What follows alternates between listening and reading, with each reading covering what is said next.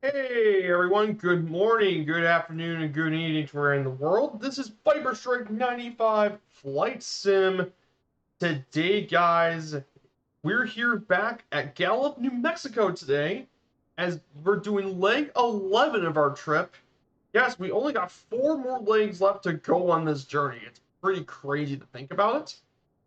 So it's great to have you here, as well. So, So we're gonna look at the chat before we get started. Let's go say hello to the chat. We have Planet Neutral, my good friend Planet Neutral. Great to see you here. Um, Definitely check out Planet Neutral's channel. He and I have very similar philosophy about research and learn about the places we fly. And he's from around my local area, so definitely check him out.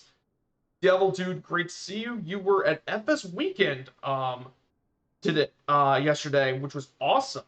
I bet Sony Gaming and all that were there too. And you had the Velocity 1 flight. Ah, nice. And Guten Tag, Kaharia. Good to see you. I'll give a shout out to my good friend Kaharia. She does a lot of great streams herself. She's been currently taking the Spitfire around the world. Currently somewhere in the Caribbean, I believe. Or have you made your way all the way to South America now? Sorry about check that out. And we have first time chat, the Filthy 2214. Good morning to you. I hope you're doing well. It's great to see you. And Devil Dude got a picture with Sony Gaming in real life. That's pretty awesome. So yeah, great to have you here as well. DYP, good to see you here. So let's go over the flight plan for today. So let's go over our flight plan for this day for today. We are going to take off here from Gallup Municipal Airport. Here. Oh yeah, I forgot to turn on the lane right now. We're going to go from Gallup Municipal. We're going to fly all the way to the border of Arizona. So we'll be crossing into a new state of Arizona. We'll visit, then we'll go take a little detour to the historic road where the original road lined across this area. Then once we do that, we'll be heading to Sanders, continue to fly straight into Chambers, then continue to follow Route 66, the Purple Route Trail, follow some of the original roads, and then we'll be visiting Petrified Forest National Park, one of the unique national parks in the area. We'll be taking a brief look at that. Go back into the road. All the way down, we can visit Holbrook, right by the little Colorado River. Then from there, we'll continue straight. We'll be visiting Joseph City and Winslow. Then we're going to take one more detour. We're going to actually go to a 6.4-mile detour, and we'll be visiting Meteor Crater National Landmark. The natural landmark of Meteor Crater. We'll be checking it out. We'll fly over the area for a bit, taking some screenshots for the Discord. Go back to the back on the road. Go back to the two abandoned ghost towns of Two Guns and Twin Arrows.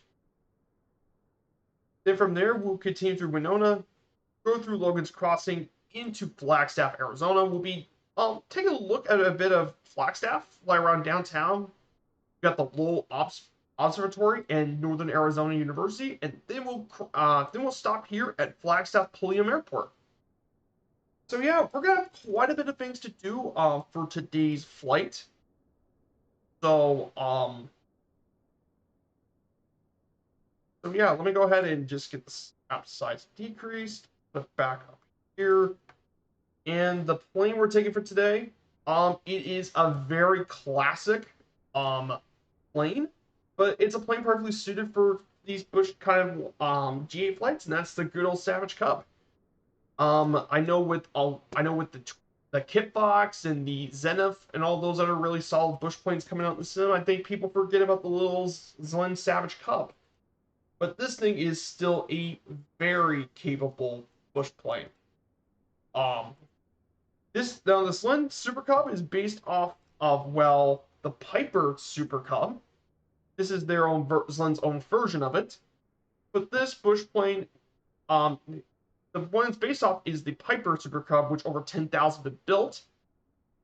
Um, Now the Piper Super Cub has been around since 1949. In fact, that's why there's so many different versions from different companies, and that's what it's produced. But this thing is a very, very capable plane. According to Slin Arrow, the Savage Cub, it's fitted with a 100 horsepower engine. It can take off at um, it has a cruising speed of around 103 miles an hour, which is around 80 something knots. This thing can take off within 300 feet of space, and it can land about 200 feet.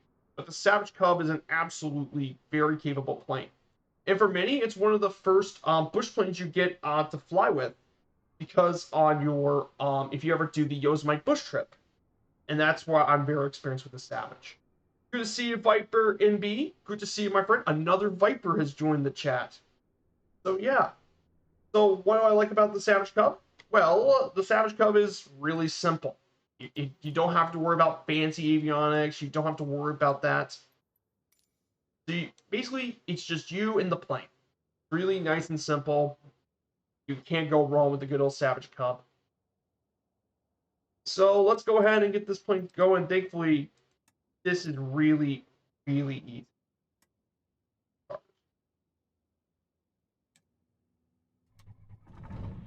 And she's done. See, that easy. You don't transponder standby, and I mean that's just really easy. Really, really easy.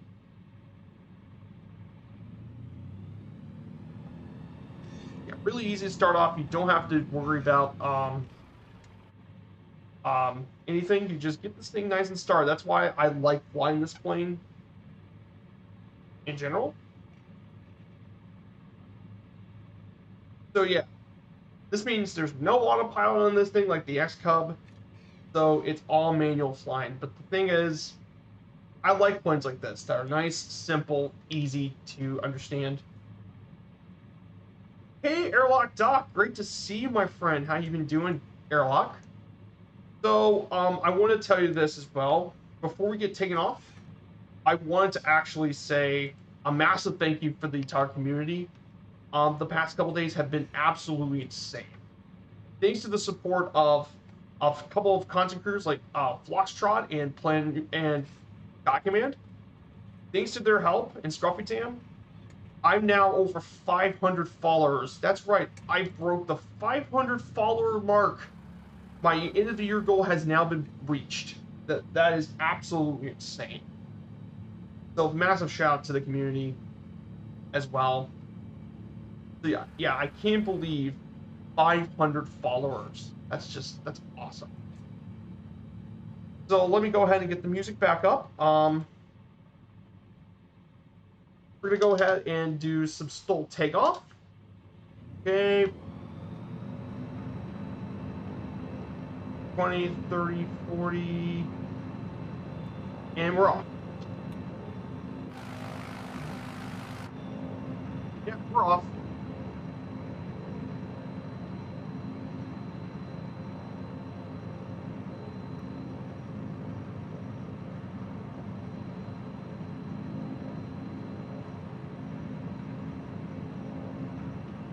So yeah, nice and easy takeoff. That's one of the things I do like about the Savage is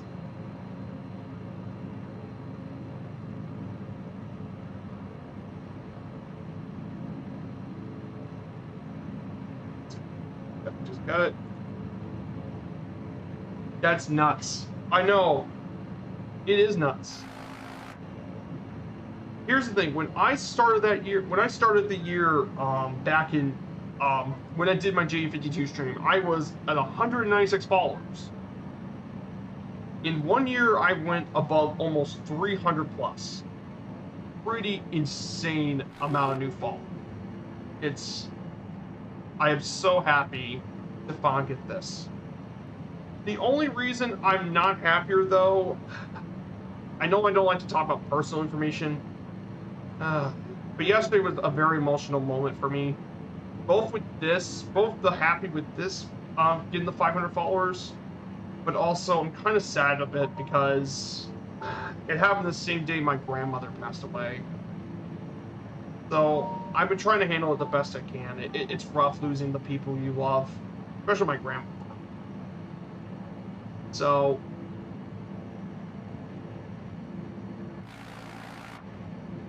that's what it is.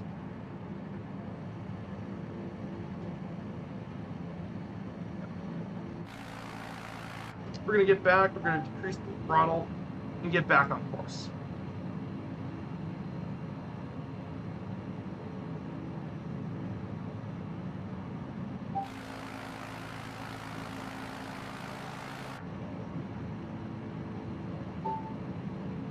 I appreciate it, Viper MB. Thanks, Viper. Yeah, it's rough. I've known her since I was a kid. I mean, I've always been close to my grandmother, so it's just, it hurts. But thank you so much for the condolences. But yeah. Get flying. I'm gonna go ahead and let's see who's flying with us today. We have Kaharia in the Yonkers F-13, which is a great local Legends plane. We see Captain Spitfire's with us today. I see Captain Spitfire in the Mark 9 Spitfire. And I also appreciate the condolences to Aerohawk. Yeah, I did cry quite a bit. It's hard.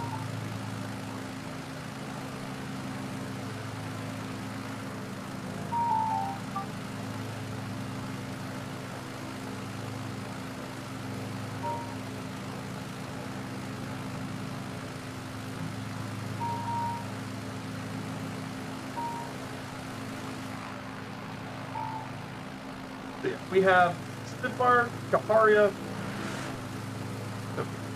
Yeah, but it's great being with you guys today, and I mean, there's that too.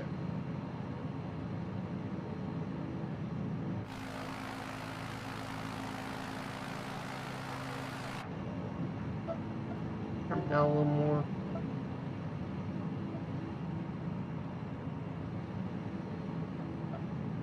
So yeah, it's great having you guys again, as always. And like I said, now that I'm past 500 followers, maybe next year's goal would be 1,000. I mean, if I can get the first 500, I can get the next 1,000.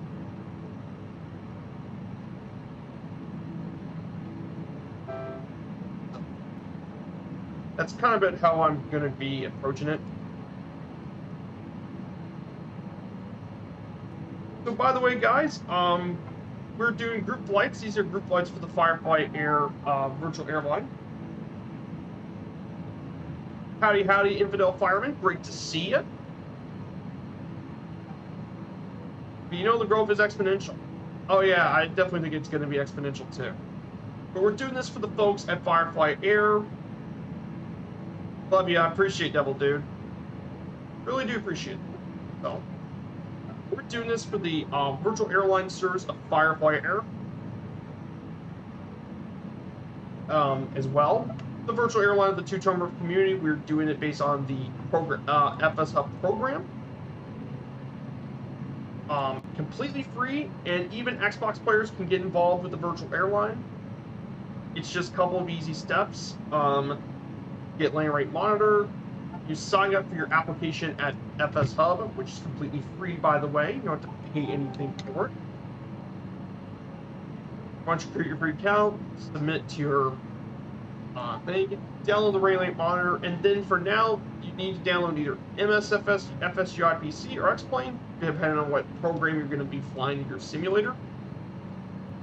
And then for the Xbox pilots, I'm going to show you there's a PIRUP on the menu.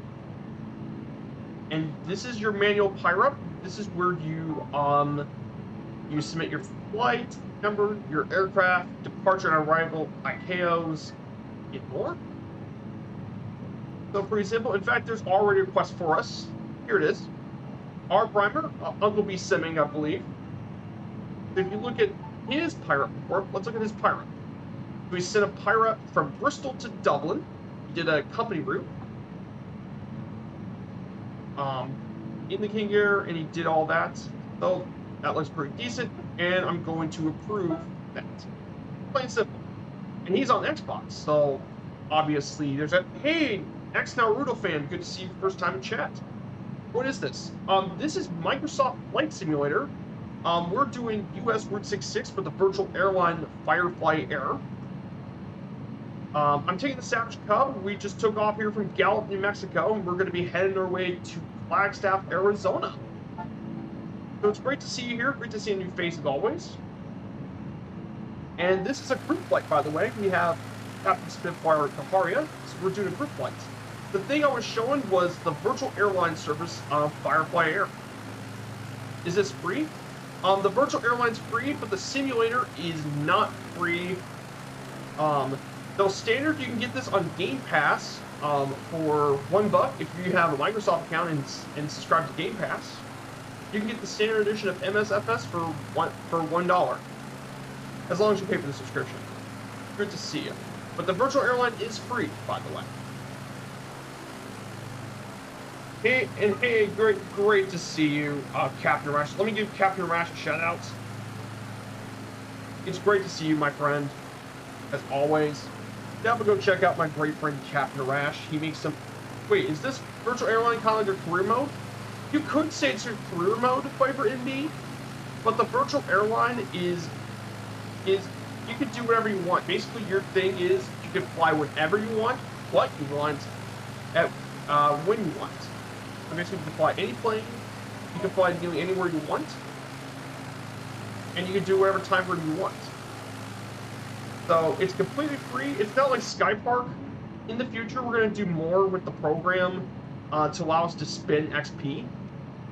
But it's changed now since the last couple days. Because the absolute legend that is 6 Nuts, he did some absolutely incredible things. First, with the virtual airline,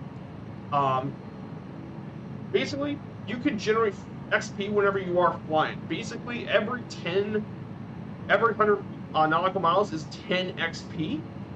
But basically, that means you can fly wherever you want and still generate experience. Hopefully, at some point, we'll find a way to spend that XP for virtual airline stuff. But yeah, it's completely free. A iconic career mode that is trying to overtake Viper Stroke. Oh, Gaharia, that's good. Is there a ranking system? Yes. Let me go back. There's not so much a ranking system, but we do have a leaderboard, which is the league tables.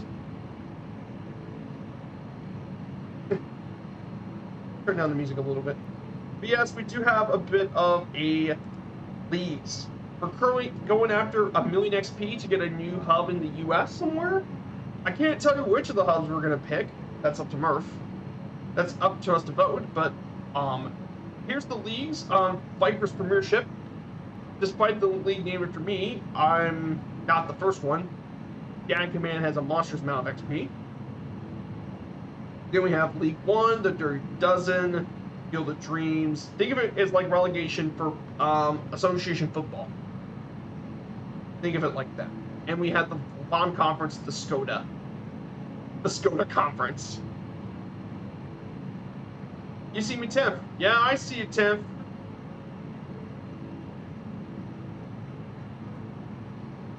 So yeah, we do have our leagues. We also have addition. If you join, we also have liveries for you too once you join the virtual airline.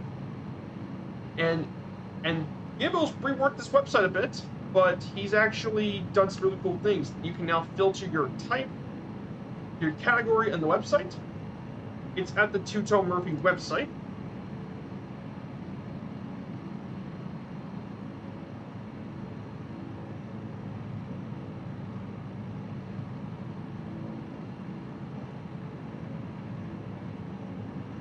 Sorry, I was trying to forget what command it was. Oh, okay. Let me go. One more thing. All this can be found at the Two-Tone Murphy website. Well, this is his community, and that's... So what's really cool, you can filter the download. So let's see if you want a Firefly Air livery. Let's say you want an airliner livery. You can just do this, and boom, we can just sort by the liveries. You have all your different liveries for your airliners. You can go to BizJets, GA planes, we have GA liveries, vintage, And we're going to have more liveries coming in the future. And it's not just liveries. We also have different packs, from pushback skins to presets and other scenery too. Some of this is done by the wonderful Jefferson, by the way. Just lots of stuff. Wait, do you think I can sign up on my phone? Yes, you can sign up on your phone. Vitamin B. Yeah, you can sign up for your phone, absolutely. You just need a free FS Hub account. But yeah, you can definitely sign up on your phone. It's completely free. The land rate monitor, which comes with it, is really useful. But once you have FS Hub, this is where I believe it truly shines. As once you have land rate monitor, you have an amazing logbook you can have. You can do. There's also an FS Hub. There is something else that will entice you. Tons of achievements you can unlock, including the one we're doing now, which is Route 66. We have tons of single flight achievements, multi-flight achievements. They actually add a couple more. And then the virtual airline itself could even have their own achievements. For example, yesterday I flew to Easter Island from Santiago, Chile. 2,000 nautical miles to get there.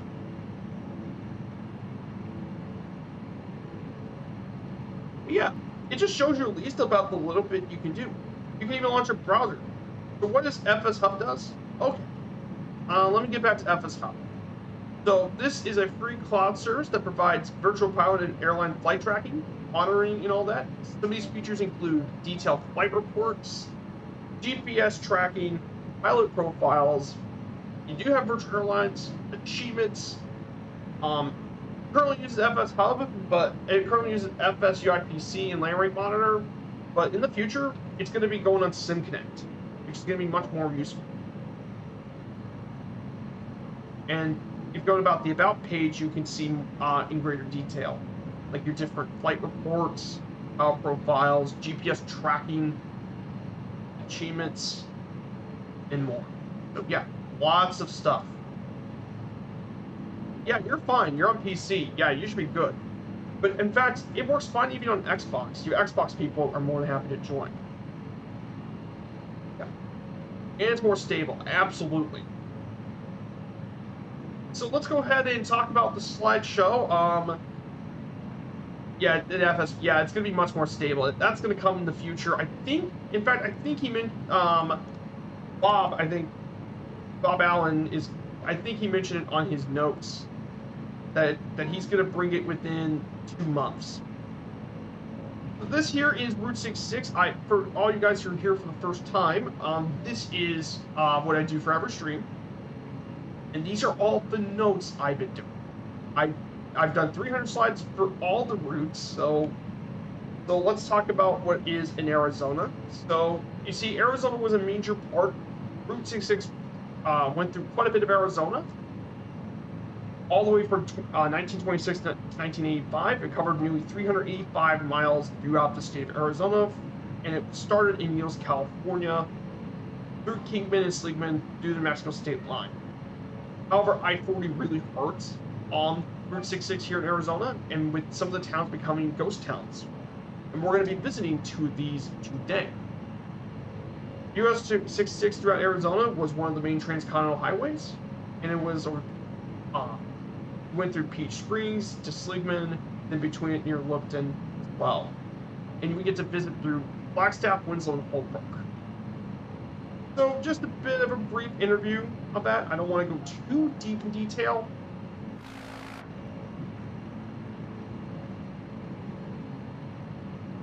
But man, this is beautiful now. So now we're entering the U.S. state of Arizona today.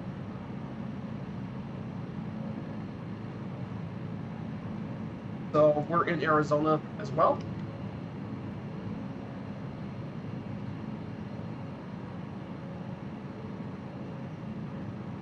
So we're actually in Arizona today, which, by the way, if you've never been to Arizona, it's quite known for the heat. But it's actually one of the more scenic states in the country. Got tons of really good natural land.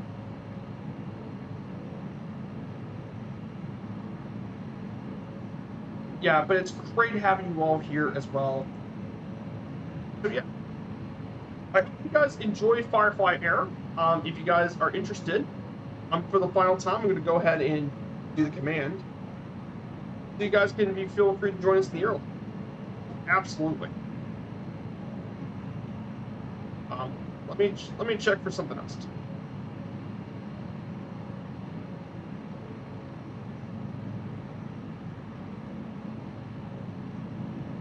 So by the way, guys, if you like what you see, don't be afraid to smash that follow button.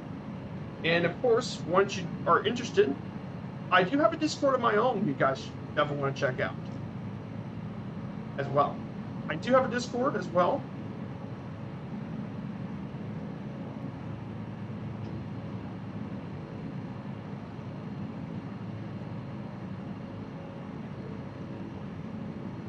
Yeah, this state is really nice. But yeah, it's great to see all the new faces as well. So, a couple of Arizona State facts that I think some of you might want to know about. One of the fun facts about Arizona is its nickname is the Grand Canyon State, which, if you don't know anything about Arizona, the reason it's called that is pretty simple. That nickname comes from the fact it's home to Arizona's most famous landmark, the Grand Canyon. Millions of people visit the Grand Canyon every year. And unfortunately, we won't be visiting the Grand Canyon in Sim during this journey, unfortunately, but the Grand Canyon is an absolute natural marvel. It's also known as the Copper State because Arizona's rich in copper, and the soil is rich in copper. Arizona's capital is Phoenix, which I visited earlier on my City Tour series back in the day, and it is a huge metropolis. It goes all the way from, it's one of the biggest cities in the country. In fact, it's the 5th largest city in the country with 1.6 million people. And it's the most populous state capital in the country. It's in Phoenix.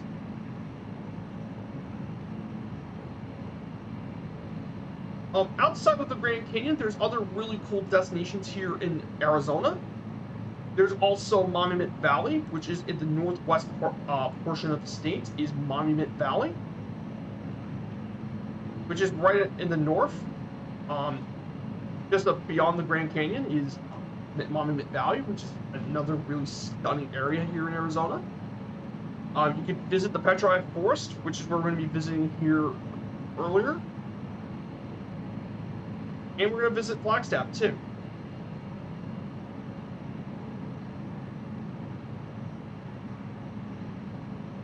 The state flower of Arizona is actually the saguaro cactus flower is the state flower. Petrified wood is the state fossil.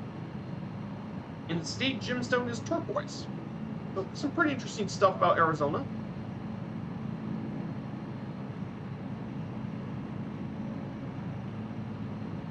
Nice, Vibrant. You're in the Discord. Awesome. Let me go ahead and give you your role.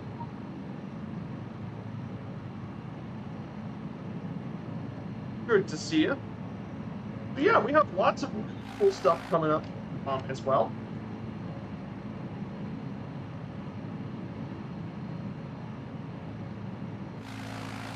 So again, we have Bavaria with us. But man, this is scenic. We now have the rivers and stuff. Isn't that cool? But yeah, we're gonna get to some of the really scenic parts of the route. I think even more so later on.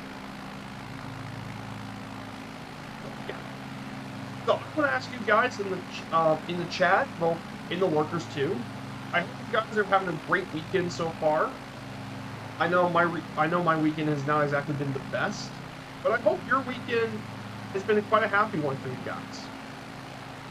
And enjoying yourself.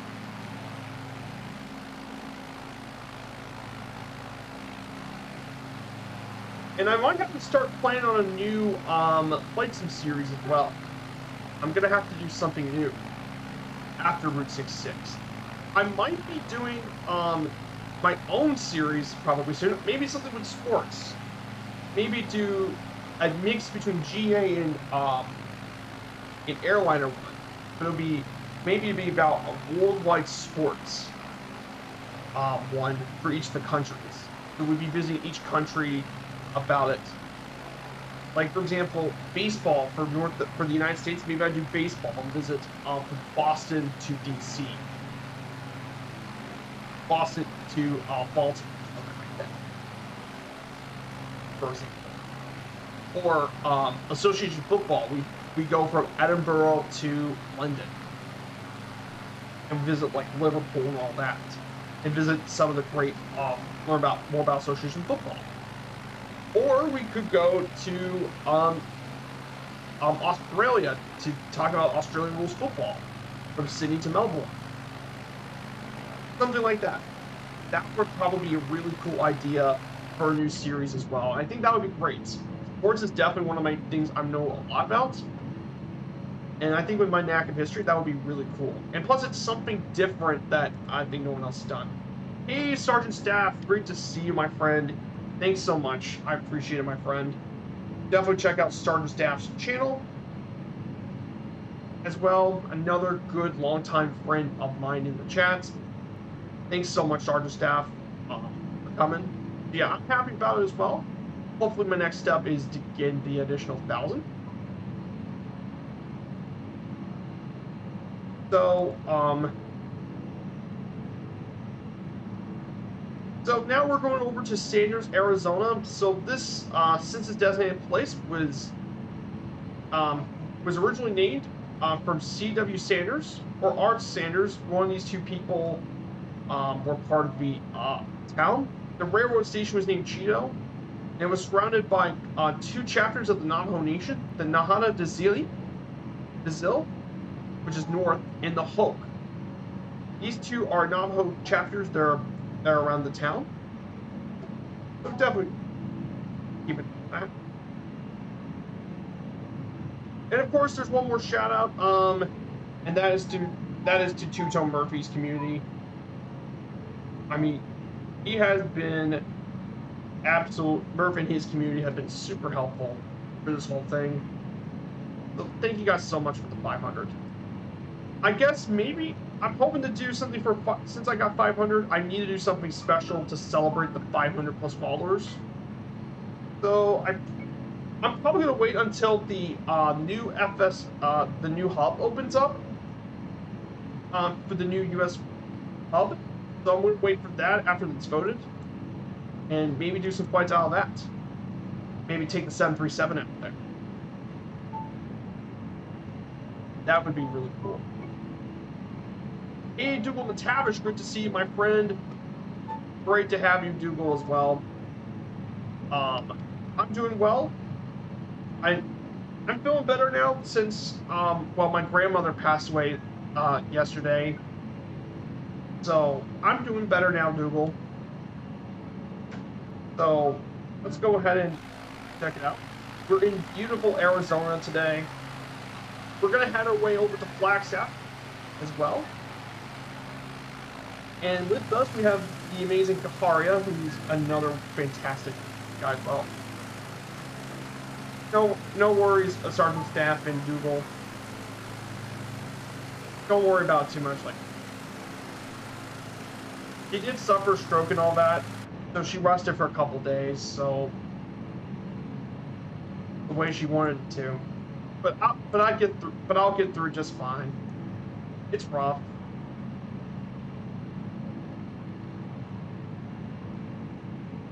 But I appreciate the support. But I don't want to bog you guys down too much about. Hey, no worries, Captain Rash. I don't want to dwell on it too. With my autism, it's just I don't want to dwell on it too much. No worries, Super Typhon. No worries. I appreciate it as well. I appreciate it, Dougal. I think my parents would be quite happy too. I appreciate it. It's not easy.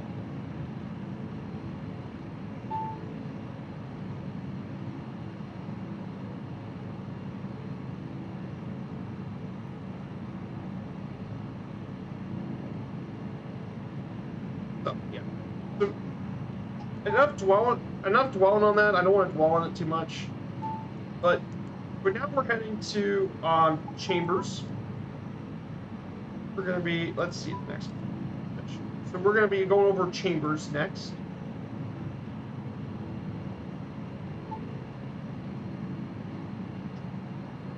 Yeah, this area is beautiful. The western U.S. is far better than the eastern side, if you know what I mean. Maybe that's probably where we're going to have a new hub, if anything, here in the west. Hey, good afternoon, Kingsman. Great to see you.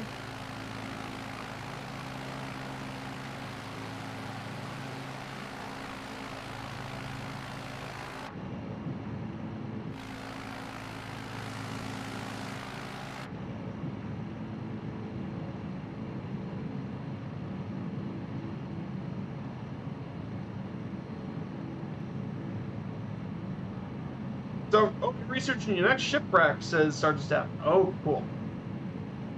Is it still in the Great Lakes, I believe? Are you still looking in the Great Lakes, Sergeant Staff? I know that's what you've been doing with your last couple flights.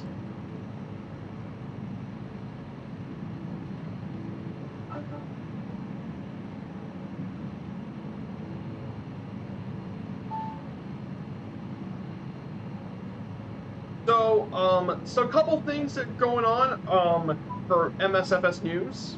So we know that Aerosoft released a new airport call room. Next week, we're gonna have Murph, Sky Command, and Fabio doing a cross-panel discussion about the flight sim media. So we're gonna see here, and via the Flight Sim Association, which I'm a lifetime member, and people have a chance to win great prizes from all sorts of different companies, from Aerosoft, Oxford, EC Designs, Indie Builds, Just Flight, SimWorks Studios, and more. And everyone's welcome to participate. So I'll be joining in that too. So I'll be being a viewer of this. Be really cool. Be a really cool event. Navigraph Charts 8 is going to be launching next week. So we're going to have a new Navigraph, and then the Osprey came out, which is definitely very interesting as well. The Osprey, though I've heard some pretty mixed things. I'm probably not going to get it though.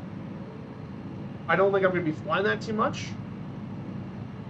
So there's that. Parallel 42, you know, I absolutely love the folks at Parallel 42. They make some amazing add-ons. The Sky Partner really enjoyed that.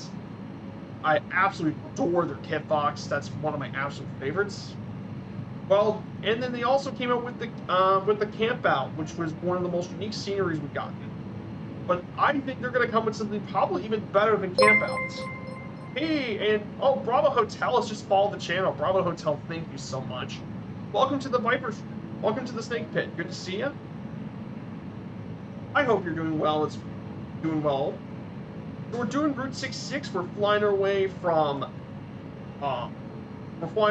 Gallup, New Mexico to Flagstaff for leg 11 of our journey for Firefly Air. This is a group flight, by the way, on the East USA server as well. Feel free to join. But no, back to the topic. So Parallel 42 is coming out with their new thing called Flow. Potentially it is revolutionary. So basically it replaces your menu bar. It can do everything. It can teleport. You can choose what airport you can teleport. Reset aircraft position. You can change your autopilot settings. You can do really more. And guess what? This thing's also going to be available for you Xbox pilots. For the Xbox pilots. Which is going to be a game changer for Xbox. And it might be coming out in December. This is going to be absolutely ridiculous. That thing is going to completely change the whole simulator. I'm not kidding. But yeah. I'm also waiting for the Dash 7 too. That is a plane I really, really want to see. The good news is from what I read from SimWorks Studios, it might be coming out sooner than you think. Maybe by the holidays it comes out. And I'm definitely getting my hands on that. Dash 7 would be one. And finally, the last news, Super Typhon mentioned to me But any builds is building their first warbird, the P-40F, which is basically a, if you remember back, Big Radios built their P-40 for the sim, but this one is a much later model.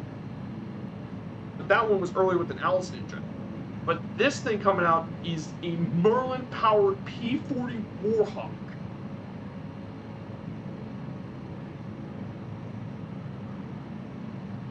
And from the screenshots, this thing looks absolutely awesome. It's got really good modeling, switches look good, the plane looks great. And if it's built to the standard any builds is known for, which is their realistic stuff, oh boy, it's gonna be a really good one. Definitely gonna give the it's definitely gonna compete with the Flying Iron Spitfire, P-38, and Hellcats. So this should definitely be a really interesting plane. Yeah, some very interesting news as well. So yeah, I think Merlins were originally Rolls-Royce, but they were licensed to Packard because the British couldn't build them all, so they had to give the license to Packard, and that's what they built the Rolls-Royce for. So we're now going to be heading near to one of the national parks. This is actually Petrified Forest National Park here in Arizona. Some really interesting information about this national park. For one, it's located here in Navajo and Apache County, Arizona. And the reason, obviously, it's named for Petrified Forest was because, well, it's known for a lot of its fossils. And it's also got large amounts of petrified wood. The park covers more than 346 acres of land. There's about more than 400 different species of plants that can be found here in the national park, and it's got home to some fauna like the pronghorn, which is the fastest land animal in North America, in the coyotes, bobcats, and other animals. And the fossils found here in the Petrified Forest can date all the way back to 225 million years ago. And the sediments are widespread and they're colorful. The first people that inhabited here inhabited at least 8,000 years ago, and by 2,000 years ago they were growing corn in other areas and built pit houses. Then later inhabitants built the pueblos, and they still found over 600 archaeological sites related to the pueblos with petroglyphs and all that.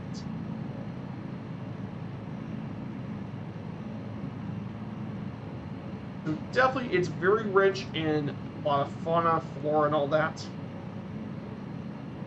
My family sold Packards. You mentioned that to me earlier, about your family selling Packards and all that. But yeah, they also build a lot of railroads and highways around the national park.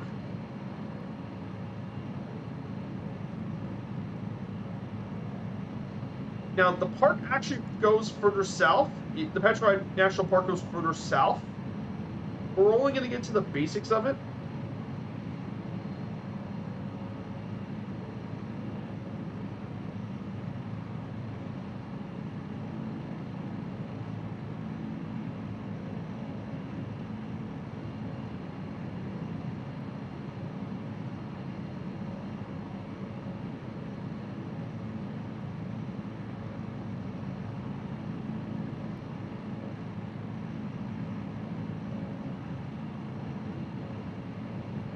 We should be approaching the national park soon.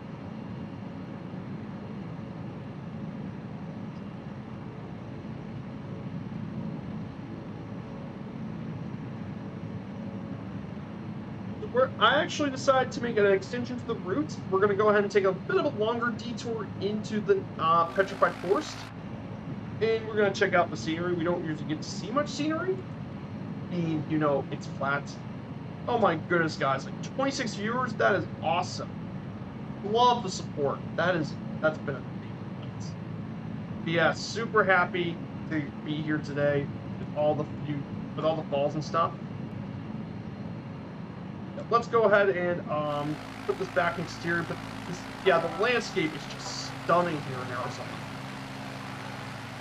Like, you may see flat, but you can definitely see all the different elevations and stuff.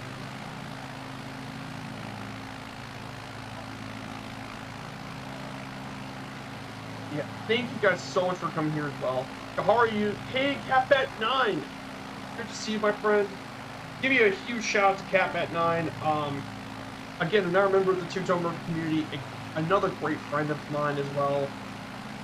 I helped him become affiliate, by the way, but definitely give CatBat9 some love.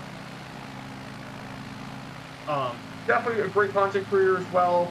I know he's been doing lots of flights recently in the Pacific Northwest with the Floatiac, the float plane Kodiak across Alaska and British Columbia, which is stunning. Yeah, definitely give CatBat a follow. And hey, Mongo, welcome to Arizona. Yep, welcome to the Grand Canyon State. We have Mongo. Hari is with us too. Great to have you guys here. Hello, hello.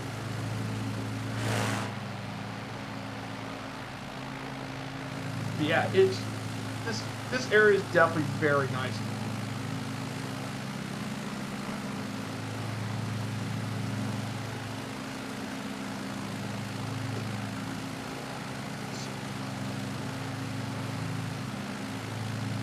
Oh, I see. According to Google, he says the lads are going at Tucson. Ooh, yes, Tucson. Tucson's cool.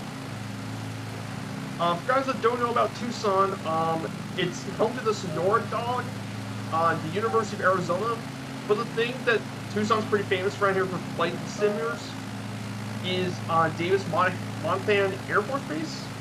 And just outside of that is the aircraft graveyard in Boneyard.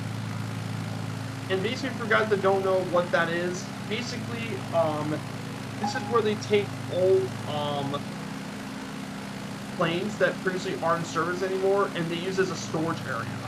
This is where the planes were stored through service. Wow. And then are usually scrapped as well.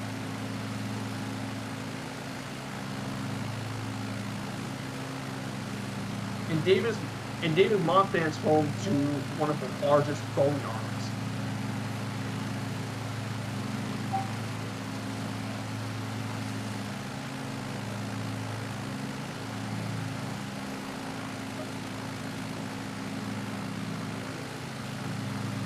And basically, I'm sorry if I mentioned this again, but the one here in Tucson is the world's largest aircraft boneyard.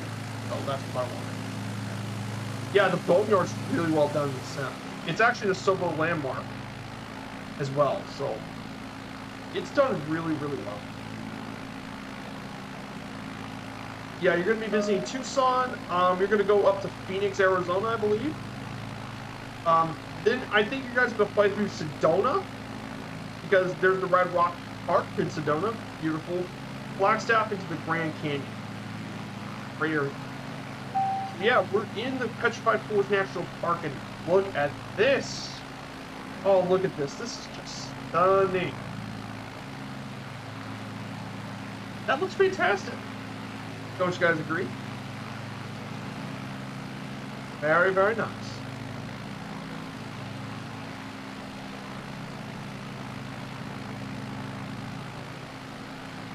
Yeah, baby, yeah. That looks...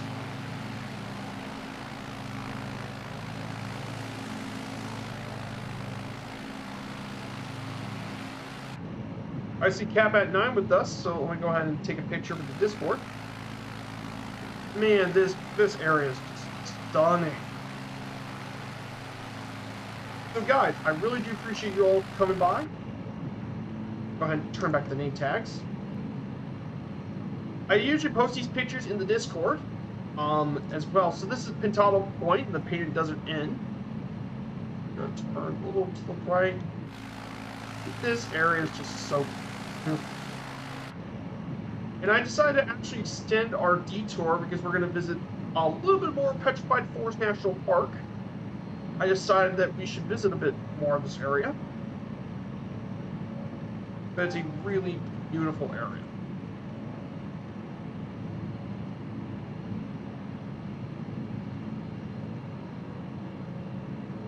And apparently there's a lot of fossil. Now, some of the petrified wood here in the national park is actually from an extinct conifer tree called Carioxylon arizonicum.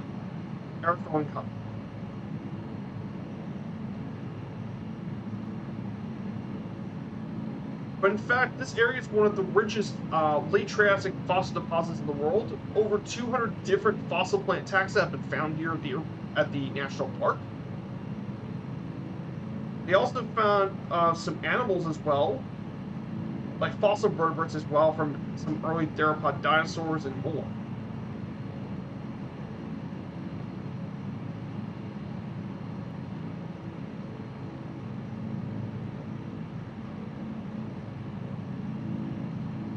Definitely some pretty rich area. Hey, Chucky Flyer, great to see you here as well. I'm doing well. I'm doing quite good. I passed 500 followers yesterday, which is a huge goal for me. That was my end of the year goal, and you guys beat it in early December, in early November, which is pretty crazy. Yeah, super happy. Hey, Chucky Flyer, good to see you. Thank you so much. I have the song Route 66 on repeat. Oh, is it Get Your Kicks on Route 66? You're playing there, Kaharia? So currently we're on the Route 66 journey from Gallup to Flagstaff, but we're going to take a bit of a detour. I wanted to visit Petrified Forest National Park.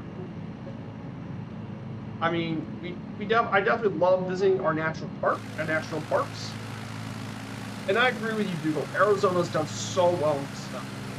Arizona's one of my favorites as well. But I like the Western U.S. in general. It's done so well in this the Western U.S. I mean, I almost never get. That's what's great about the United States. There's so many.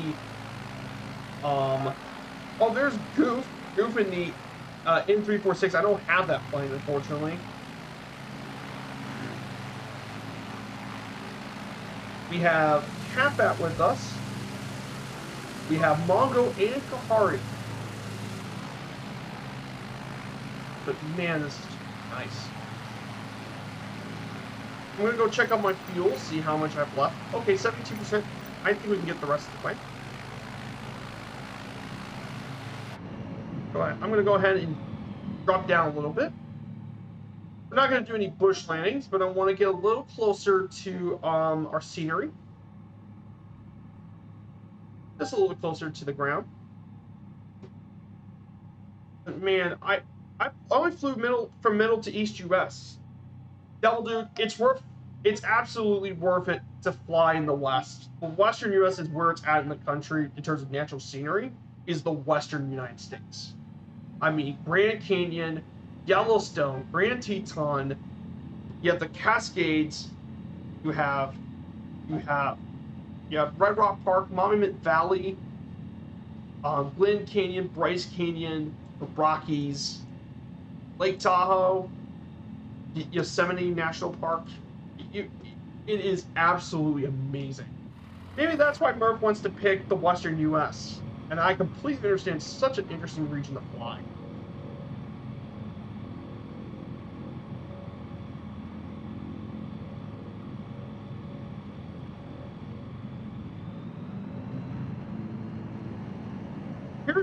Here, if I have my idea for a hub location, I think the airport I would pick, I know it's probably not on the list, but I really hope that Murph picks Jackson Hole, Wyoming. If you guys don't know where Jackson Hole Airport, basically Jackson Hole is the only major U.S. airport to be completely in a national park. And it's literally right next to Grand Teton. It's right in Grand Teton National Park, Bridger Teton Forest, and Yellowstone. Like, can you not pick one closer? And it's even big enough to handle the airliners, like the 73s and A320s. Chunky Flyer says, "Can't hang out long. Head to Las Vegas Air Show." Oh, nice, Chunky. That's awesome. In Vegas. I hope you have a lot of fun in Las Vegas.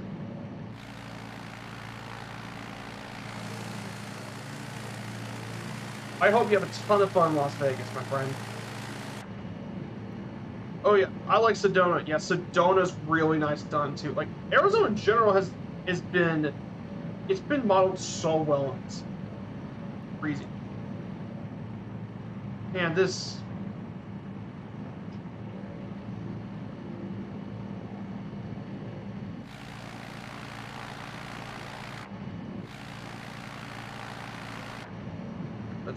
back on the road.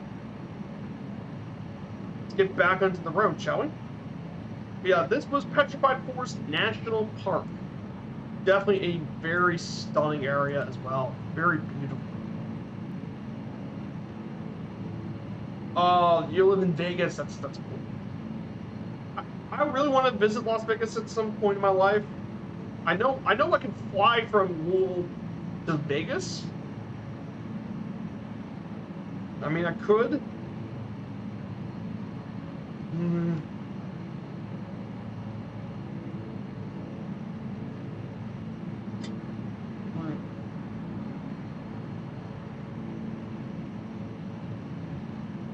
And there's Cat Bad and the girl X Cup. Basically, the bigger, more modern brother of the X Cup, of the Savage. I mean.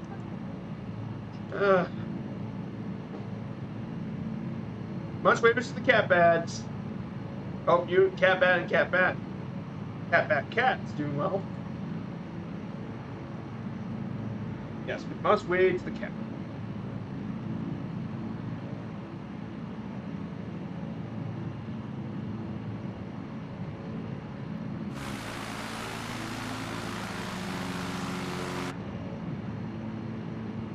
This area is just... So once we go here, we're going to go ahead and turn left, and we'd be reaching our way into Holbrook.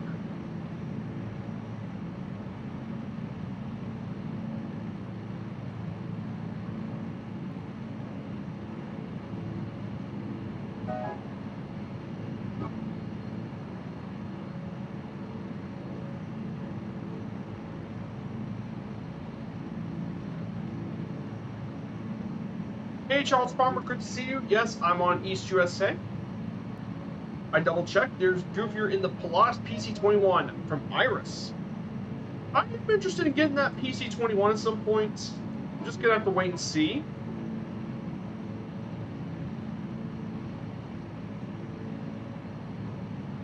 Okay, I got more Arizona facts. Here's an interesting fact about one of the most famous plants in all of Arizona. Well, the national plant of Arizona is the saguaro cactus. And due to its climate conditions, the saguaro cactus can actually have a really long life. Like, the longest lived ones can exceed over 150 years old. Yes, these cactuses are pretty much things. And the saguaro cactus in particular can absorb and store lots of rainwater. And they've been used as a food and shelter for humans and other animals for thousands of years. Mainly, they're prized for their sweet, rare-fleshed fruits. So they use the saguaro cactus for all sorts of things as well. And animals use them as homes too. The good old saguaro cactus. However, if you cut down one of these cactuses, you could face up to a year in prison in Arizona.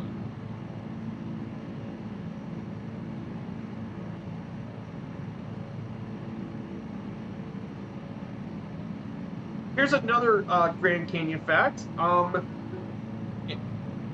There's more than a 1 billion years old rock that's currently exposed at the Grand Canyon, and it's large enough to fit all of the states in New England plus Pennsylvania. That's how big Arizona is. It's a bigger state than you think.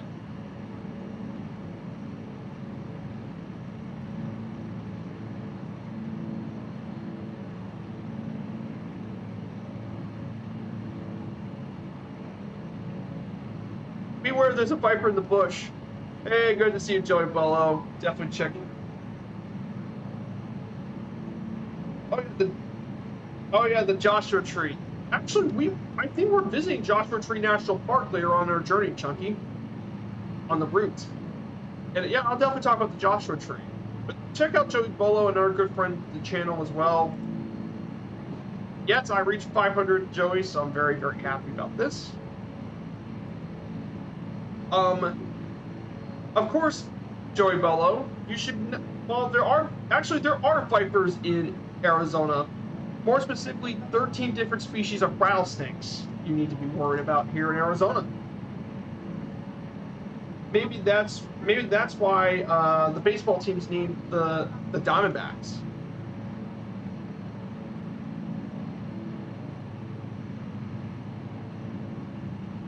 And there are tons of species of rattlesnakes here in Arizona, which is pretty crazy.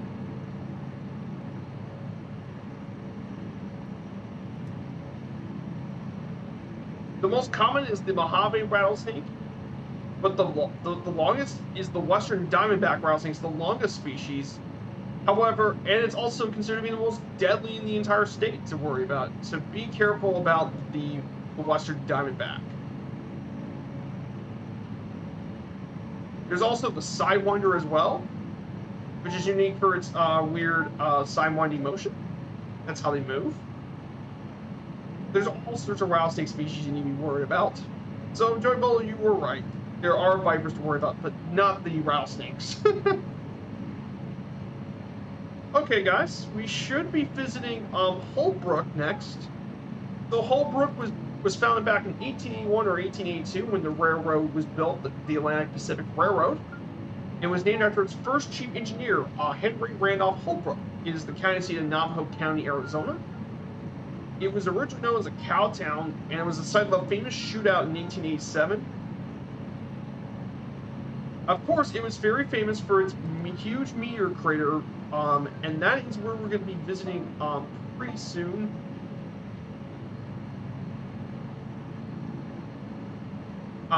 It's actually home to a small meteor event that happened in 1912. There's a couple of points of interest. There's obviously Petrified Forest National Park. We have Bucket of Blood Street. Yes, it's a weird street name. I'm not kidding. And the Wiggum Hotel, and we're going to be talking about that soon. Some notable people here from Holbrook, Arizona. They include mechanical engineer Aaron Yazzie, who's part of NASA. You have Milwaukee Bucks head coach, by the way, NBA team, Michael Budenholzer. And you have actor Gene Evans as well. So some pretty well-known people about Holbrook. So let's go ahead and talk about it. Yeah, they are not my friends. Yeah, rattlesnakes.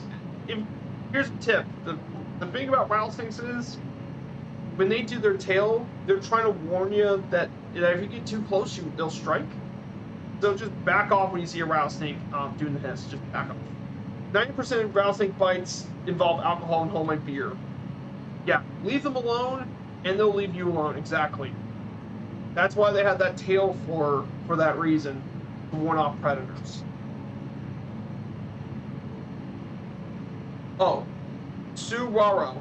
Oh, it's saguaro. Got it. Sorry about that. Nope, no worries, Mongo. As well. Yeah.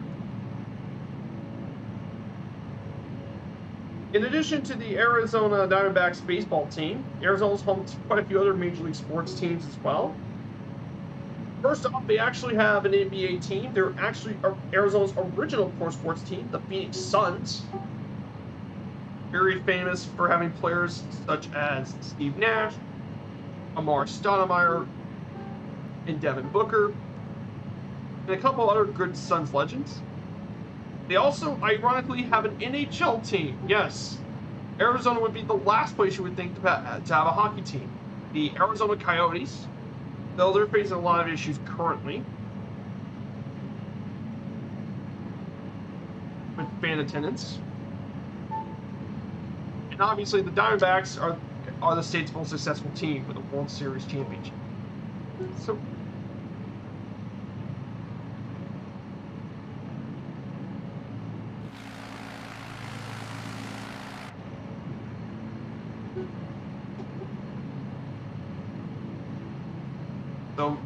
that's just coming from someone who is a researcher. There's Holbrook, which should be doing up pretty soon.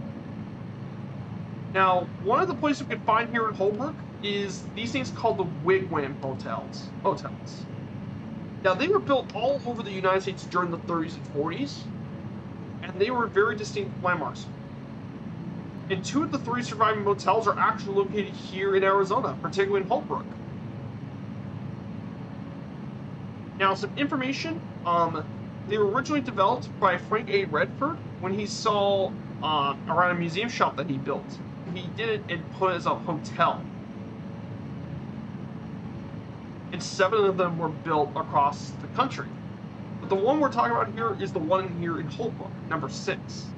And this one was built back in 1950 by Arizona motel owner Chester E. Lewis.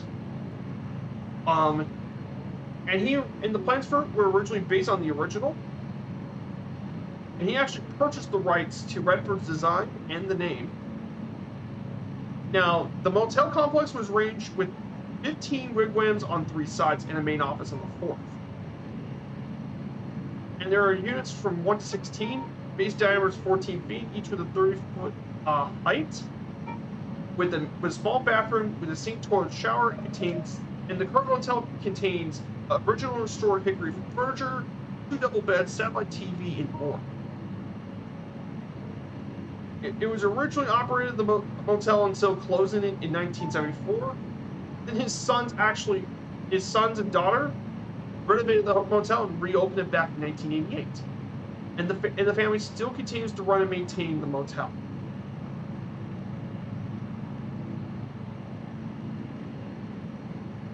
So definitely some pretty interesting little motels around here.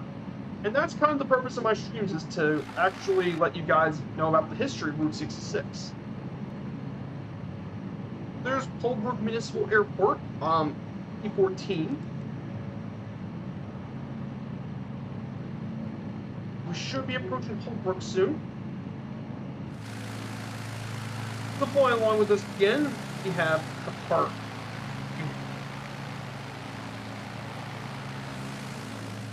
There's Gaharia, I believe. There's downtown Holbrook, guys. What? They built small steel versions of restaurants along the route too. Yes, they did. That's exactly right. Like, those areas were popular back in the old days as well, due to a lot of the native tribes living there, and that's where they got a lot of their influence. So that's why they built a lot of.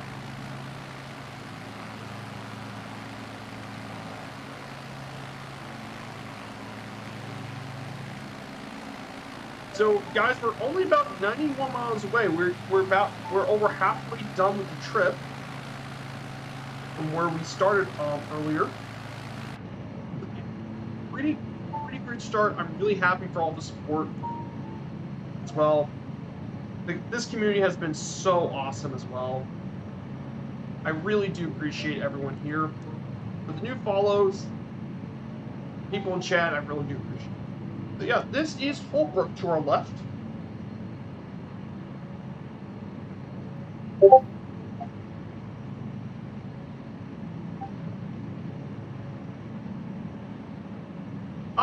Dougal Matavish gave me a picture. Let me go ahead and show you. Let me go ahead and show you guys. Hey, Dougal sent a pic. Let me go ahead and show you. I did. Here it is.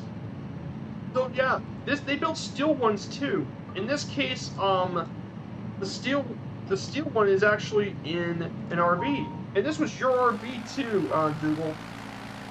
That's really cool. You got to actually visit on some of these routes on Route 66. That's super cool.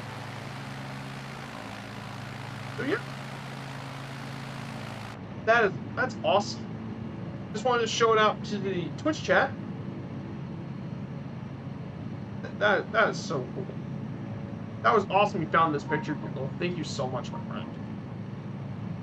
So yeah, there's Dougal RV, and that was along the route. And they built these all over Route 66. So many of them.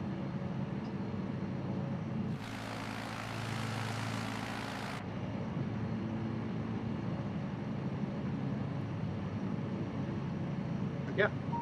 So let me go ahead and do that. But yeah, that is so cool that people have real life pictures and information and stuff.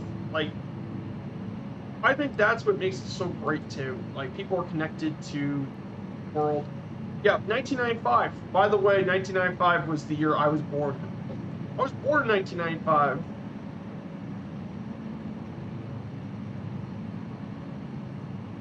So the picture was dated December 17th, 1995. So, pretty crazy.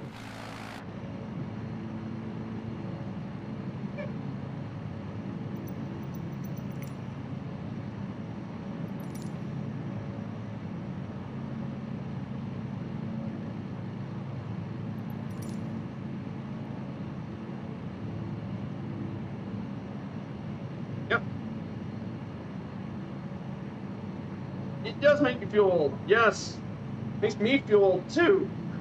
That I remember some of this back in '95. My mom and dad still have some things. Okay, we should be approaching the next place. Joseph City is our next stop. So Joseph City, the census-designated place, is located here in I-40. It was settled back in 1876 by actually members of the Church of Latter-day Saints, which, by the way, for guys who don't know, is the Mormon Church.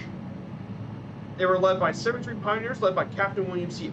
Allen. They traveled the Little Colorado River to the basin of Arizona, and it was one of their 4 colonies that were found in the area. And this was the only remaining of those 4 Little Colorado River colonies still left.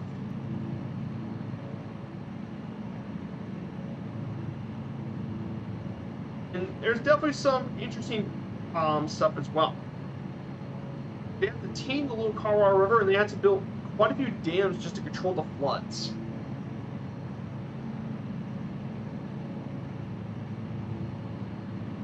So definitely some interesting little stuff as well. We'll be flying over Joseph City. And not far from here is the Cholla power plant that provides much of the feed to this area.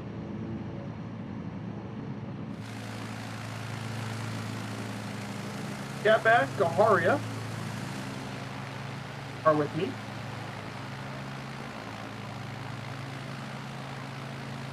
Yeah, there's the Cholla power plant down over here.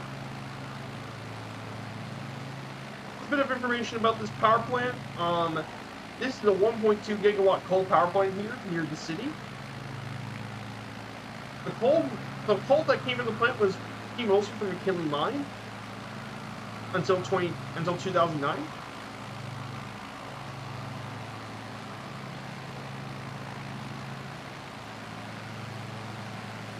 Yeah, it's full.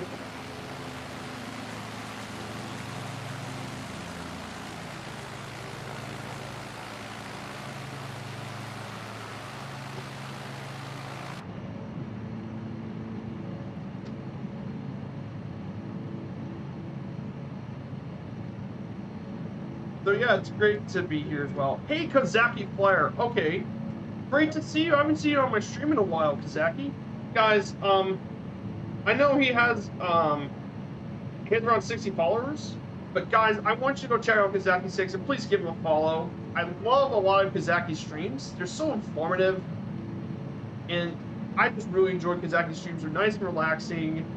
And he does all sorts of flights from the warbirds. He does a lot of the warbird flights, but he also does some general aviation stuff too. Definitely give him the support. Tell him that ViperStrike95 sent you here, sent you to follow him. So that would be greatly appreciated. And give him some great support. So yeah, Kazaki, we're heading our way to Flagstaff, Arizona. We took off from Gallup earlier. We checked out the Petrified Forest National Park. Beautiful area as well. We're heading our way over to Winslow, and then we'll probably be heading near Meteor Crater not too much later, and make our way to Flagstaff.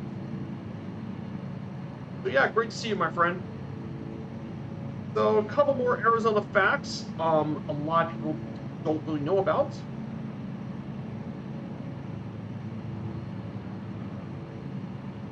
In fact, Arizona is one of 2 states in the entire country to not observe daylight savings time, which, you know, like you set your time back an hour. Well, Arizona is one of only 2 states in the country to not do it. The other state in the United States that doesn't observe this is Hawaii, finally now. Pretty cool stuff.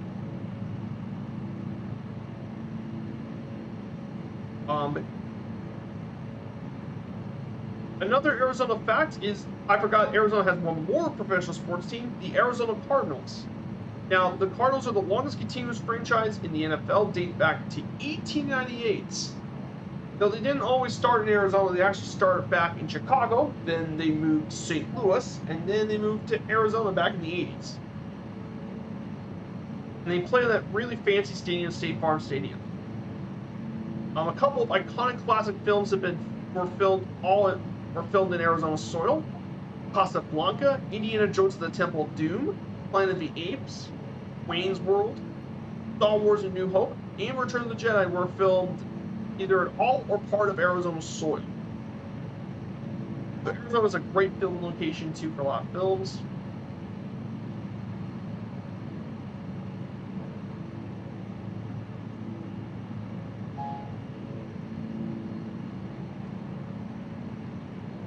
Oh yeah, and one more thing about the Grand Canyon you need to be careful about.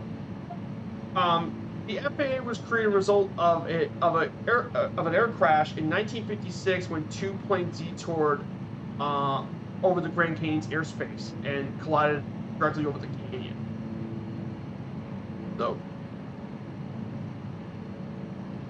yeah, that's just, dude. I just have a lot of sleep issues. I drove this highway back in. That's interesting. Yeah, but at least in my streams, you don't have to worry about me sleeping.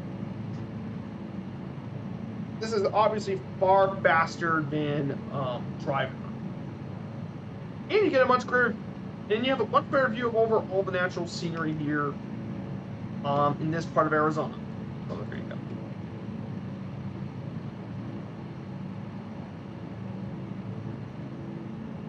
go. Yeah, but this area is just really nice.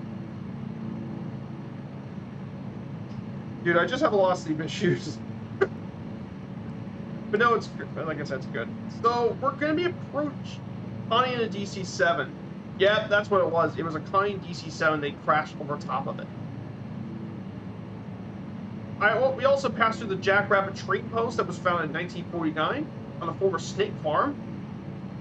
And it's well known for its large fiberglass jackrabbit. And it's a major Route 66 attraction. It's basically a convenience store and curio shop. Pretty neat little shop you can find here. But then we're going to visit Winslow. So Winslow was it's 57 miles southeast of Flagstaff, population of 9,655 people. It was named for Edward F. Winslow, the president of the St. Louis San Francisco Railroad, or Frisco. The last Harvey House was actually built here, known as the La Posada Hotel.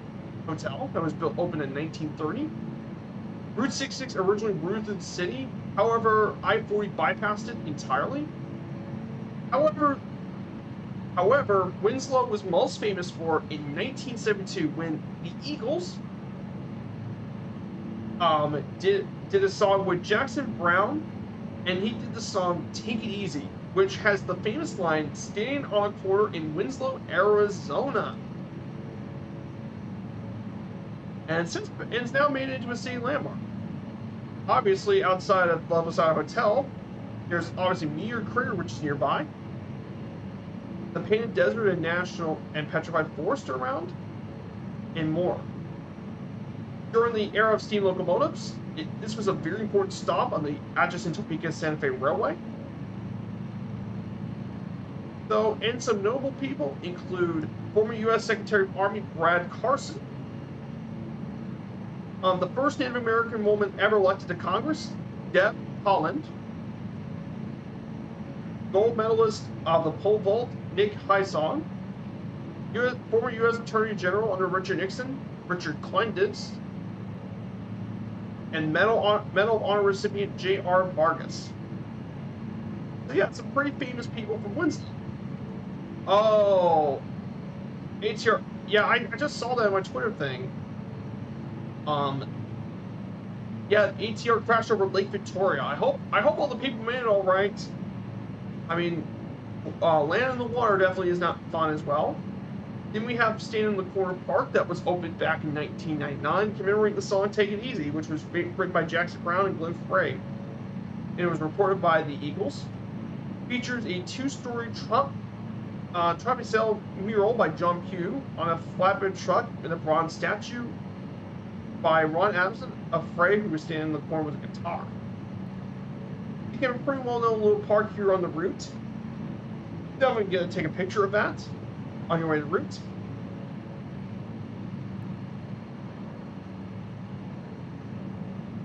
Which is pretty cool. There's also Winslow Station, which was the La Posada Hotel. but this Amtrak station was originally the centerpiece of the whole district.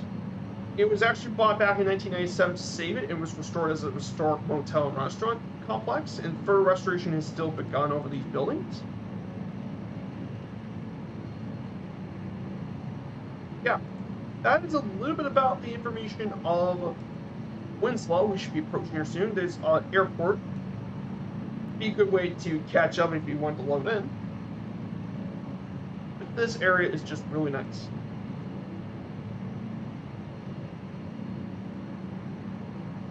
So, yeah, the Lake Victoria plane crash. 19 people confirmed dead. Oh no.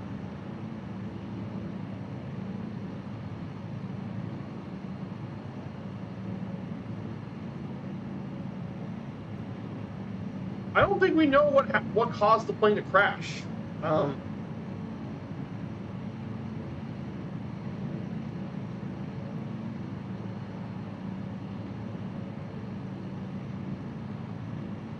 But man, that's terrible. All the souls. I pray for them, for all the people who. I hope as many people survive as they could. Just rough.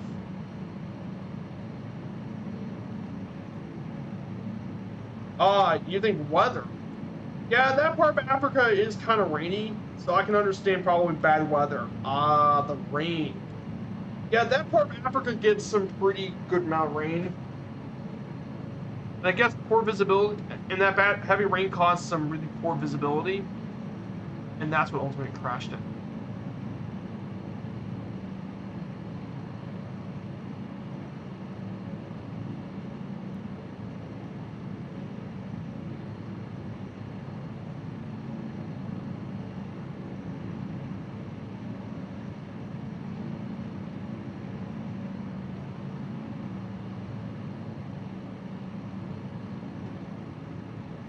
But man, that just sucks. Oh dear, I've flown over the sim. Lake Victoria's high terrain, not sea level. Yeah, that's something people don't forget. Lake Victoria is not sea level. According to my simulator map, Lake Victoria is actually 3,700 feet in some of these areas. Like it's around 300 feet high, so it's not even sea level. It's got altitude as well.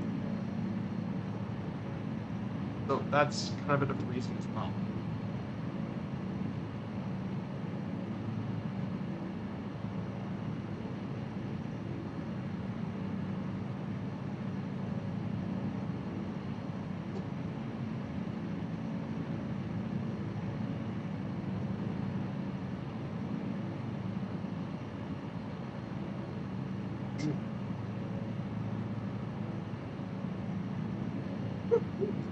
You know.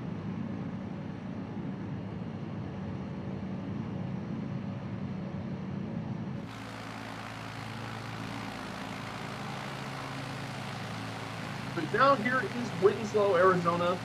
Oh. Here, oh.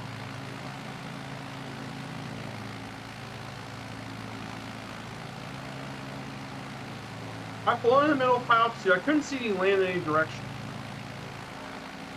Yeah, like Lake Victoria is absolutely massive. You guys never been around Lake Victoria? It is massive. It is one of the world's largest lakes. It's actually Africa's largest lake. And it's it's actually the world's second largest freshwater lake after Lake Superior here in North America.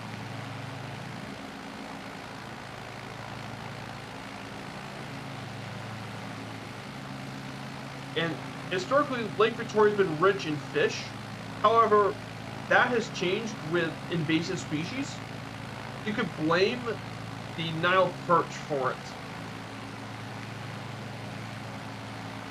The Nile perch was one of the big reasons for it. But also the water hindcliff.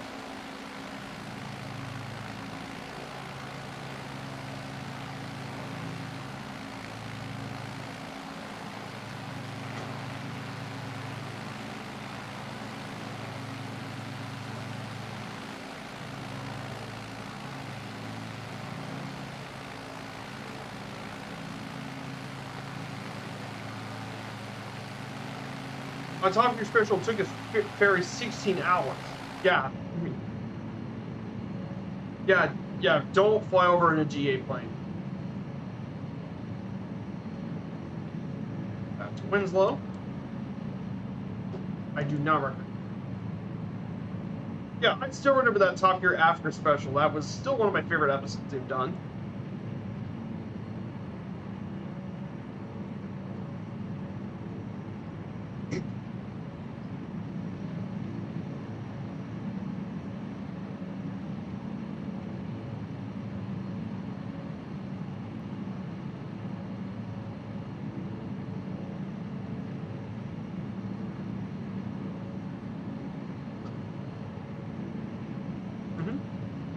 So, as well,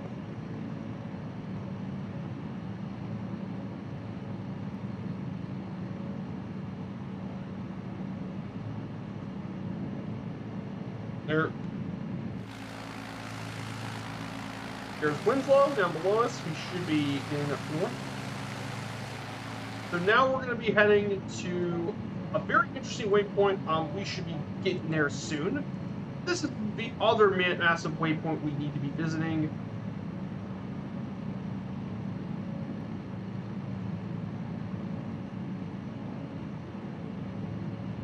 And that is Meteor Crater. Should be getting here soon. I think it's on our left. So our left should be the Meteor Crater. So there is Winslow Regional. No airport over here.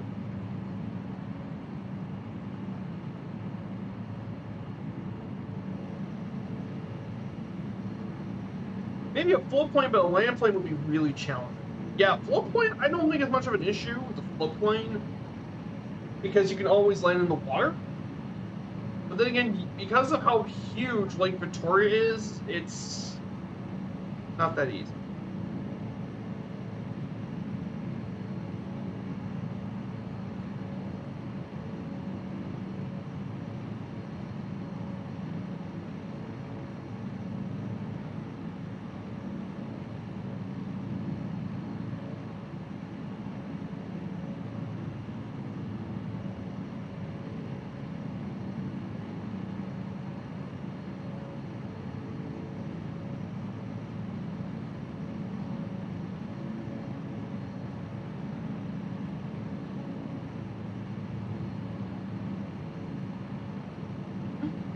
So in front of us, if you can see in front of us, we can actually see some of the peaks here in front of us, our Flagstaff. See those?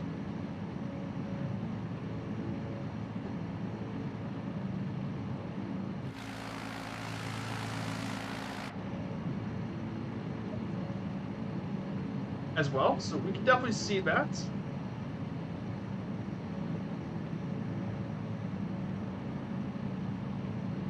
So yeah, quite a bit of things are going on in the Flight Sim world. We have the World Flight actually today,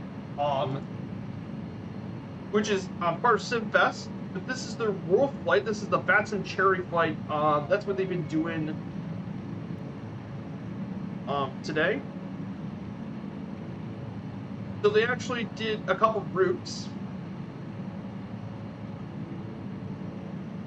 So currently we saw Melbourne, Sydney to Brisbane, Port Moresby, and all that. So they've been continuing going further around the world. So basically, Sydney, Brisbane, all across there, then to Ho Chi Minh City, Vietnam, Chiang Mai, then Kathmandu in Nepal. Go all the way down. They'd be visiting Kenya, Madagascar, South Africa, Angola, all sorts of stuff, but they go all around the world.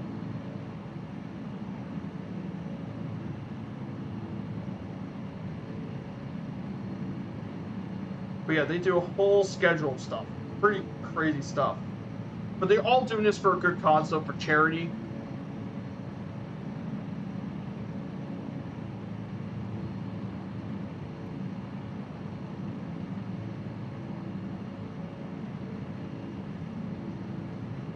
Yeah, definitely be checking that out if you haven't.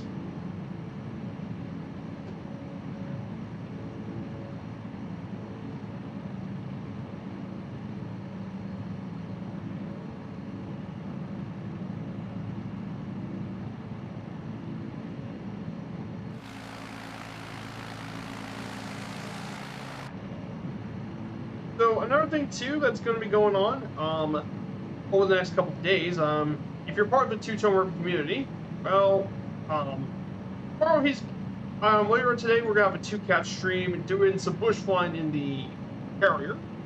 Yes, bush flying in the Harrier. I know it's got a VTOL and all that, but it still wouldn't be worth it.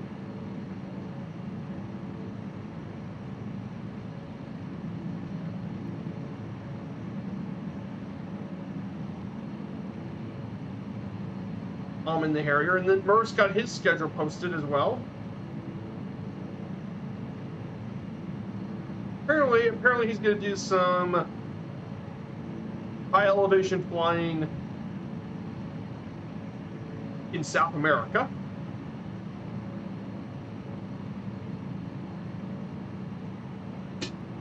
And of course, guys, do not forget, on Friday, this upcoming Friday, we have the 40th anniversary edition of MSFS. We're going to get tons of new planes, from gliders to helicopters, bush planes, even a level airliner companies. So maybe next Sunday, I'm going to probably see if I can find a way to get one of the new planes in the air. Either Viper somehow masters a helicopter. Yes, a Viper Strike helicopter stream, as unbelievable as that sounds.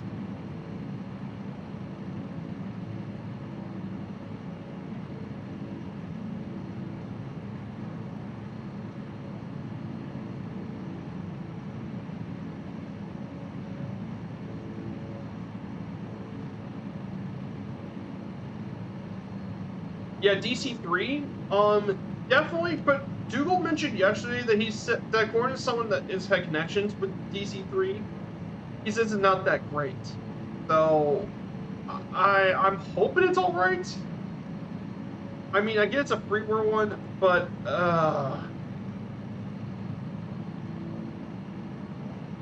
part of me almost wish it wasn't Airplane Heaven who made it. Instead, they brought the guy who did the Junkers to help work on the modeling. At least the models would look really, really good with the detail.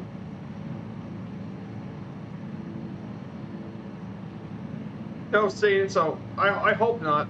I hope it doesn't end up being the case, but if it isn't,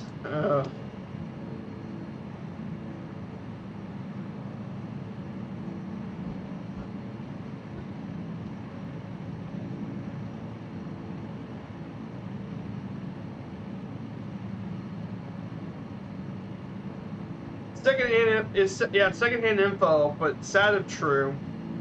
Yeah, we'll still have to wait and see on the 10th.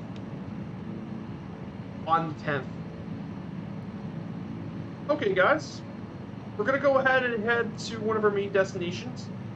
You mentioned you want Oliver Moser. He did make the Lone Star. Yeah. So I think it'd be great to see him work on, and if he had the DC3, that would be great. So now we're gonna check out the other major landmark here on the route. Another detour, but we're going to check out Meteor Crater.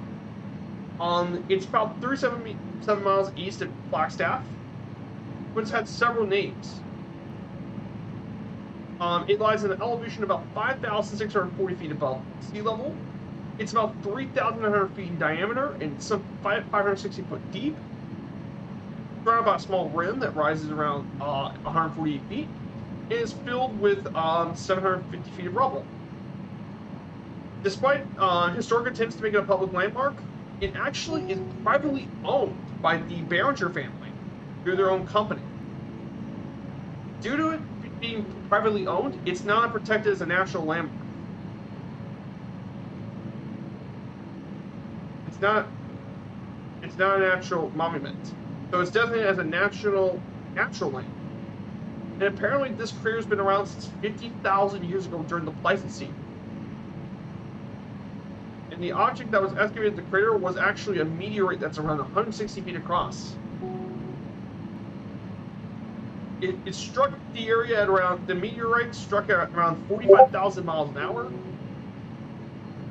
And the impact energy is around 10 megatons of TNT. Massive. So Behringer discovered it. It was discovered quite a few times, but the most notable one was Daniel M. Behringer. as well. In fact, during the 60s and 70s, the NASA astronauts actually trained in the crater to prepare for the Apollo missions to the moon.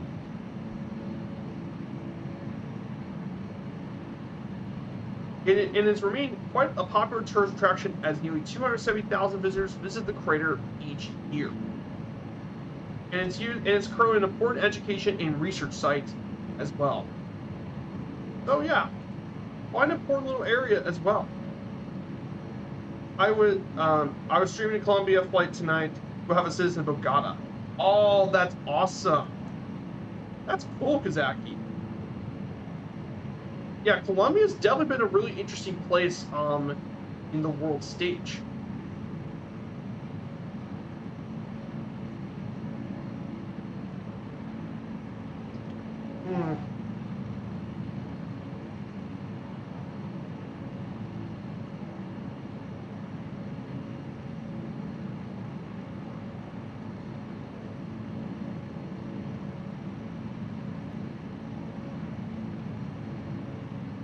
So here it is, guys.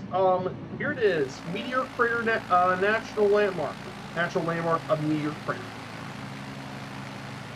So yeah, pretty cool little stuff. Currently the complex has got a space museum, movie theater, gift shop, observation area as well. So definitely an absolutely cool landmark. And that's why Arizona's cool. Oh, definitely. I would love to see some part of South America get in the world update. There's so many natural landmarks in that South America. I think Peru could have Machu Picchu be in the sim. Maybe a couple more Brazilian landmarks or something like that. Iguazu Falls could be something similar to Niagara. And of course, this also region has tons of historic churches and stuff and cathedrals. So here it is, guys. Meteor Crater.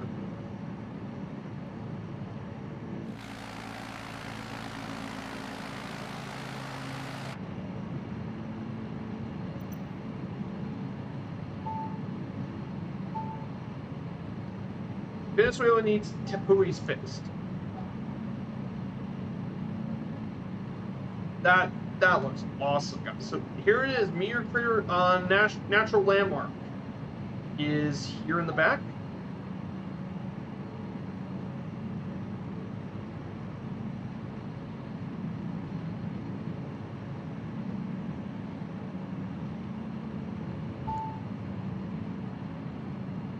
Isn't that cool, guys? That is cool.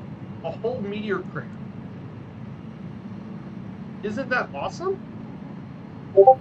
Pretty amazing, isn't it?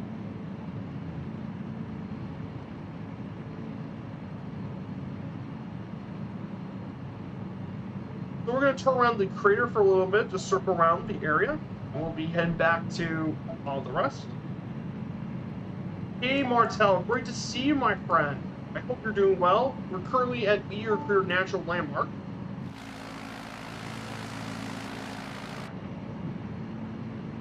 But this is absolutely stunning. By the way, there was a plane that actually crashed in the meteor crater, by the way. In 1964, two commercial pilots actually flew a Cessna 150 over the crater. However, after crossing the rim, they couldn't maintain level flight, and the plane stalled, catch fire. But thankfully, both survived, but severely injured. You can still see some bit of the wreckage still not removed from the area.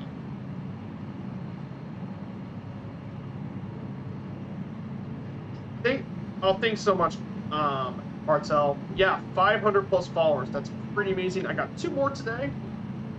So maybe for the end of next year's goal is 1,000. Yeah. There is good old meteor crater, guys. All right, let's go ahead and pick back up the trip.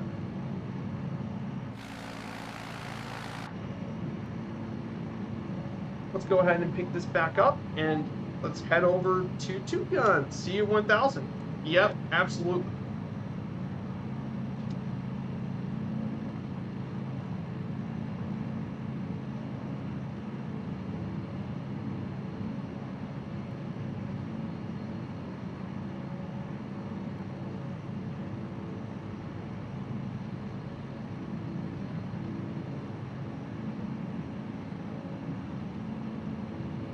Yep. So now we're gonna head up to Two Guns. This would be our next waypoint. Here it is. And yes, it's one of the many ghost towns in this area. Great. Again, you can blame the interstate. You can blame the interstate system for ruining it. But this is Two Guns. Used to be a ghost town. Settlers first came to this area in the mid 19th century. This area was actually a site of a mass murder of Apaches by the Navajo.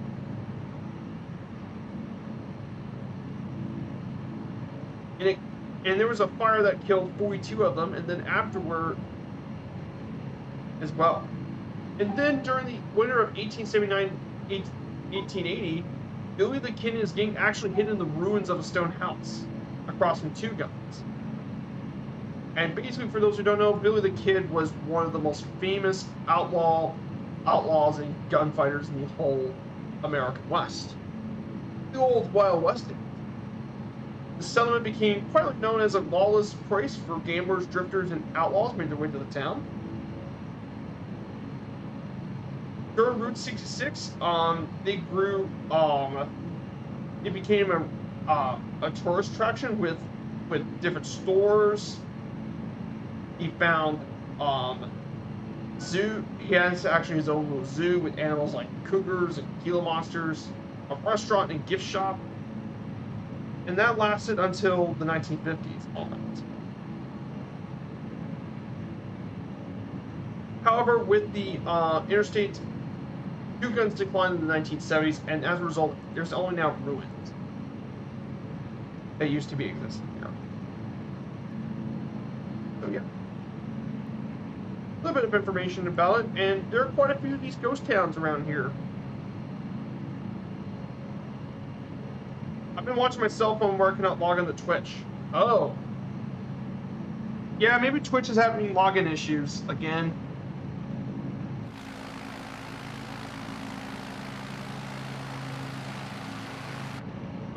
Then there's an old bridge that used to be there, Cabo Diablo Bridge, that was awarded in 1914. It was opened back in 1915, and it was used until a newer bridge in 1938 was opened. Just a little bridge. We should be getting the Two Guns soon.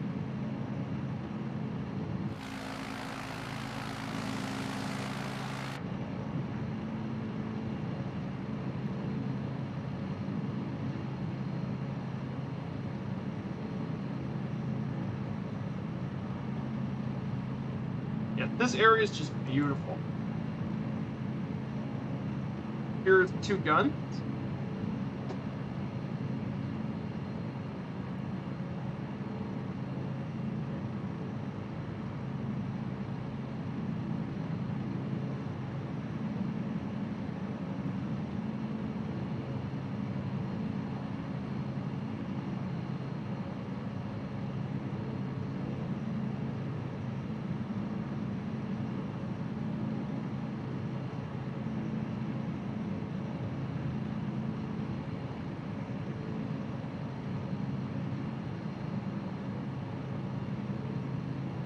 Yep, we're now going to go straight, and then we're going to head into another ghost town.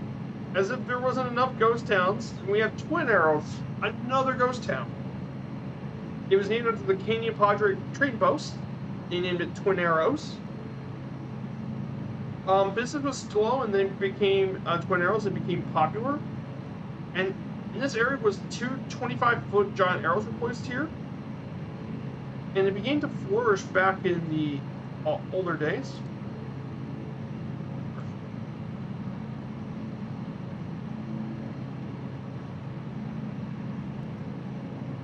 Yeah, I've kind of been wondering about the Twin Arrows.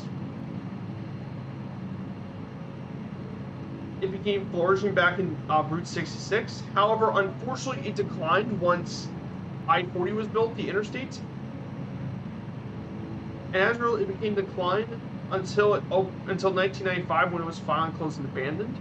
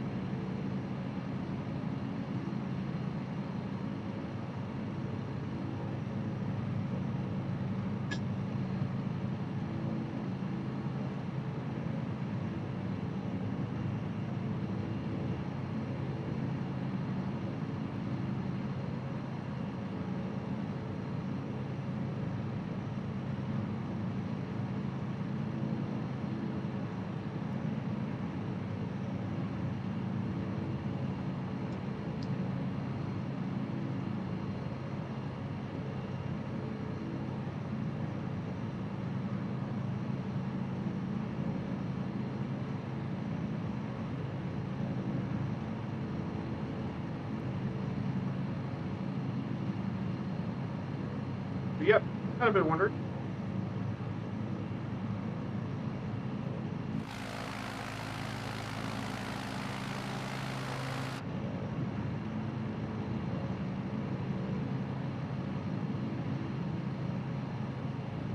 So yeah,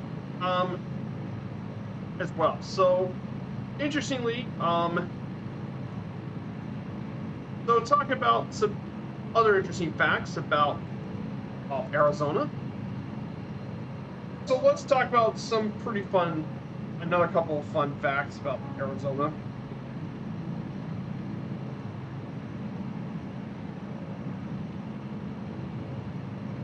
Arizona's actually the last of the 40 contiguous states to actually be in the Union.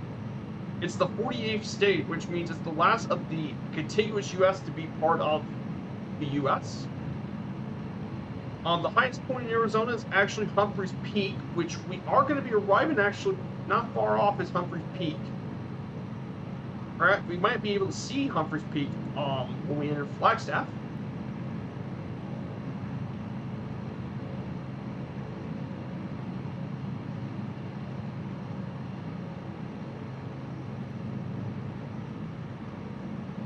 It's also home to the largest Native American reservation in the country, the Navajo Nation, which reserves an area of 17,544,500 acres of land. And believe it or not, like I said back in my Phoenix city tour area, in terms of population, Mesa is actually the largest suburban population in the country, outnumbering cities like Miami and Minneapolis. And it was the home of quite a few people, including Buck Owens, Misty Heyman, Bryson Apostol.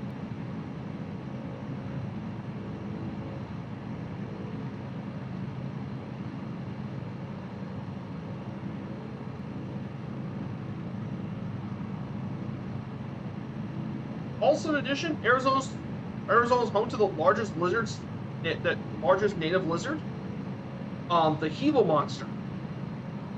And apparently, there's a medicine that manages type 2 diabetes that comes from a protein based on the saliva of a Gila monster. Pretty cool stuff.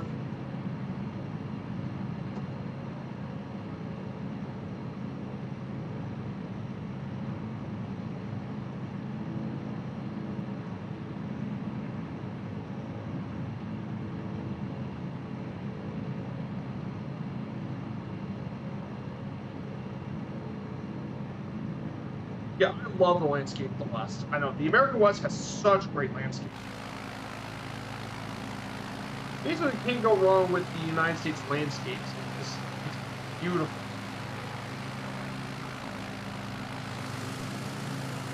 Oh, yeah, I forgot. I turned the nameplate. Here, let me go ahead and turn the nameplate back on. So flying with us today is Kazaki Flyer, Kaharia. We have Kappa 9 in the Plus PC-21. Yeah, and we have Mongo in the back. All of you guys are flying along today. Thank you so much. The Gila monsters are kind of rare. Yeah, you don't see very many Gila monsters.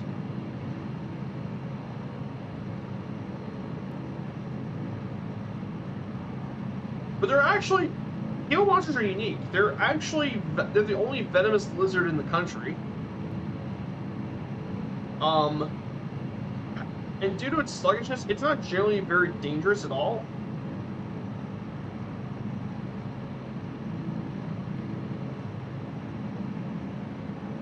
The Gila monster consists of their diet consists of small mammals like young rabbits, hares, mice, ground squirrels, birds, snakes, lizards, frogs, insects, and other vertebrates. They even eat carrion and eggs as well.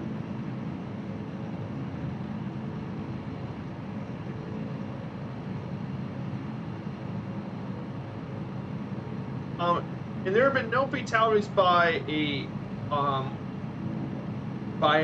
Gila monster since 1930. And Kyle Peterson says the bite of a Gila monster is among the worst pain he's ever felt. Being bitten by a Gila monster. So yeah, pretty cool stuff about the Gila monster that I think a lot of people don't realize. The Gila Monsters, obviously, been seen as a mascot for quite a few schools. Like Eastern Arizona College has got the Gila Monster. And also, he's also the official mascot for the Vegas Golden Knights, which is the NHL hockey team in Las Vegas, by the way. And it's the official state reptile of Utah. Yeah, pretty cool stuff about the Gila Monsters as well. So here it is, guys. We're almost at Flagstaff. So you can see Arizona's tallest point up here, Humphreys Peak.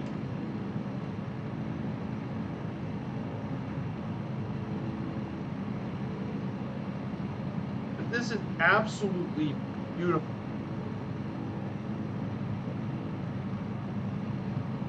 So yeah, if you guys like what you see here and enjoyed the stream, if you haven't followed yet, smash that follow button. And once you do, I have a Discord. You're to join here. And while you're at it, consider joining the Firefly Air community, the two-timer community. Speaking about Firefly Air, it went through a couple changes. Oh, We're leaving. Whoops, sorry about that. I forgot to mute. Sorry about that. So if you look up here, here it is, the crew portal. So Cyrus T, which is one of the people for Firefly Air, had worked on this. He created all the portal images and stuff. The crew portal, I mean, it looks amazing. Like, he did such a good job with the routes, everything. It looks so good. Cyrus T did amazing work with panels and stuff. It looks so nice. By the way. Yeah, very painful bite, yeah. Gila Monster bite is very painful. So yeah, be careful when you mess with bites. But yeah, a lot of states have their own reptiles, by the way, their own states. Yeah, he's a legend. So, a couple states have the reptiles. Arizona State Reptiles. Actually, the original is rattlesnake, which is Arizona's state reptile. Florida's reptile is the American alligator. That's obviously, makes sense for Florida. That is its state reptile. Maryland's Diamondback terrapin. That's why they call it the terrapins. New Mexico was the whip-tailed lizard. Ohio is the black racer, north black racer. In Wyoming's state lizard is actually the horned lizard, the horny toad.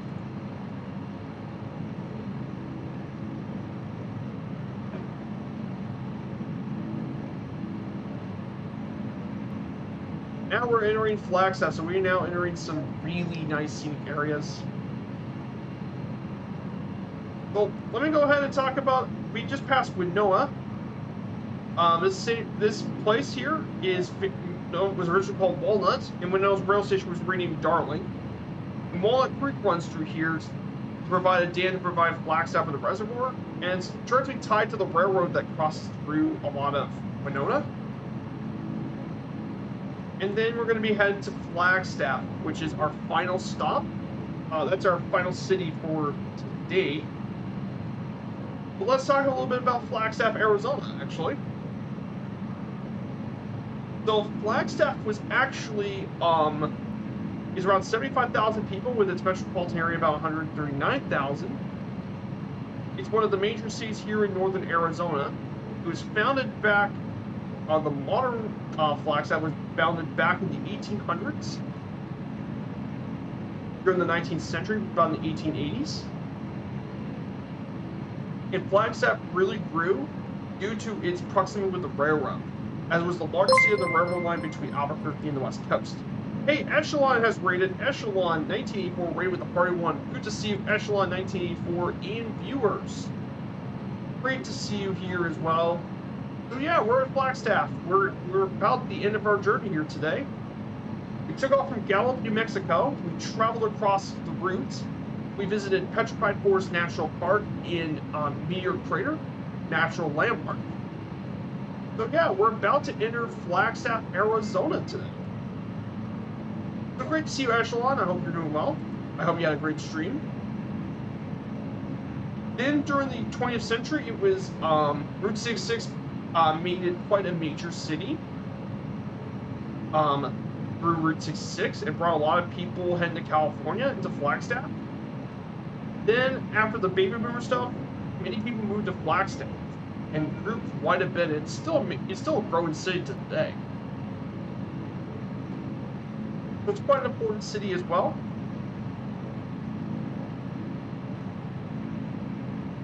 Now, one of the natural landmarks here is going to be the Hotel Monte Vista. This famous hotel was built back in 1927.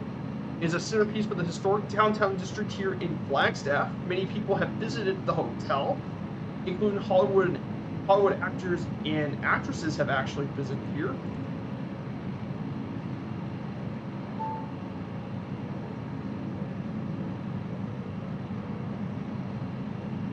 Here it is. So some of the famous people who've actually visited here, they include John Wayne, Spencer Tracy, Clark Gable, Anthony Hopkins, and Barbara Stanwyck are all people who stayed here. There's also been many ghost sightings actually at the hotel. Some people consider it to be haunted, apparently. One of them involved a phantom bellboy that knocks on the guest door in the middle of the night. But we don't know if these ghost sightings are true or not. But that's definitely something to keep in mind for all those who've been more on the paranormal side of things.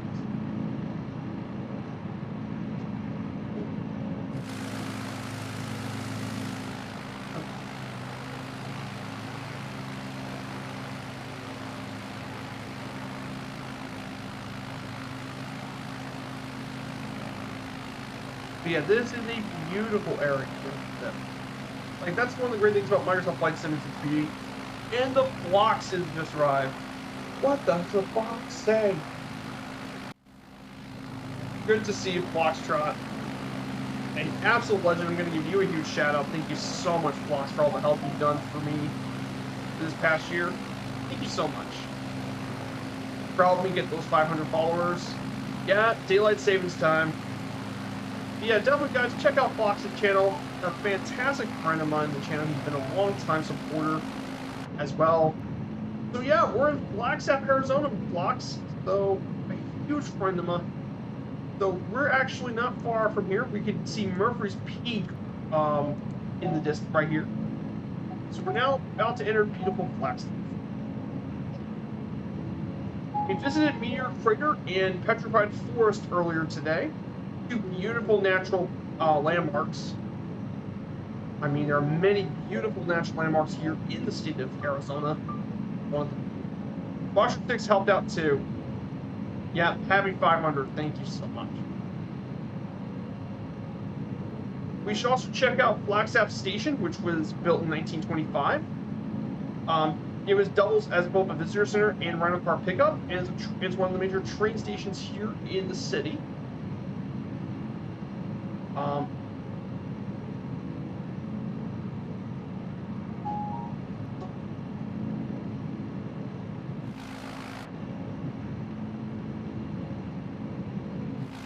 This area is just stunning.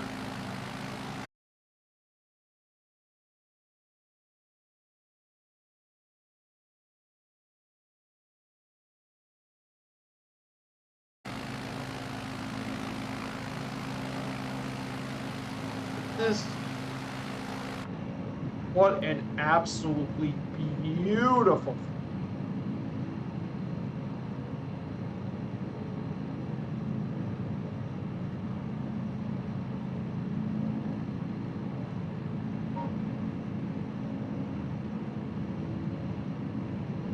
Oh, this is just stunning. Beautiful. See, that's why it's working for me to do these flight plans. It's one thing to fly straight there, but to follow the road and do some research about how the road usually is, that creates the best.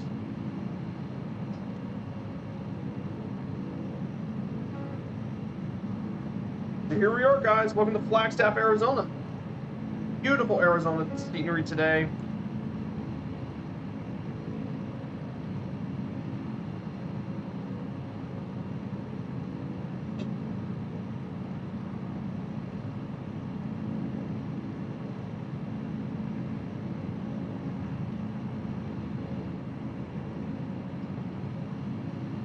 let's see how much fuel we got. I think we have just enough fuel for to make the end of this journey. Let's double check.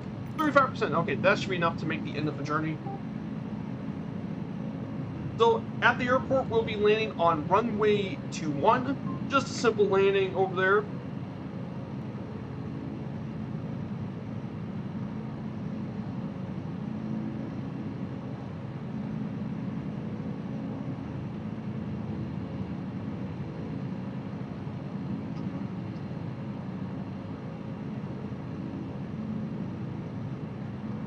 So you can see here out in the distance, we see Northern Arizona University out in the distance.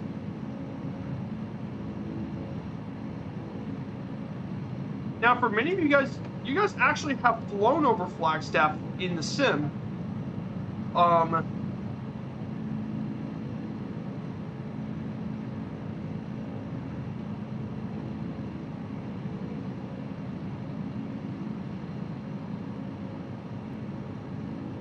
You guys have actually flown into Flagstaff for some of your tutorials to get you started in flight sim. It is a very pretty area. Flagstaff is beautiful.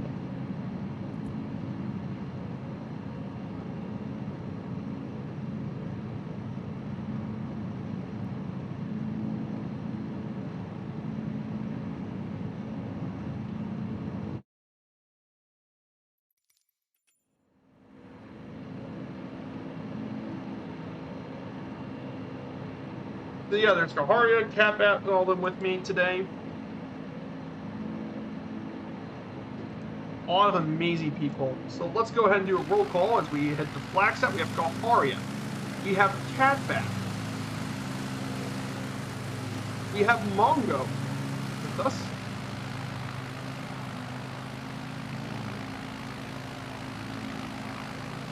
Yeah, this is a prettier.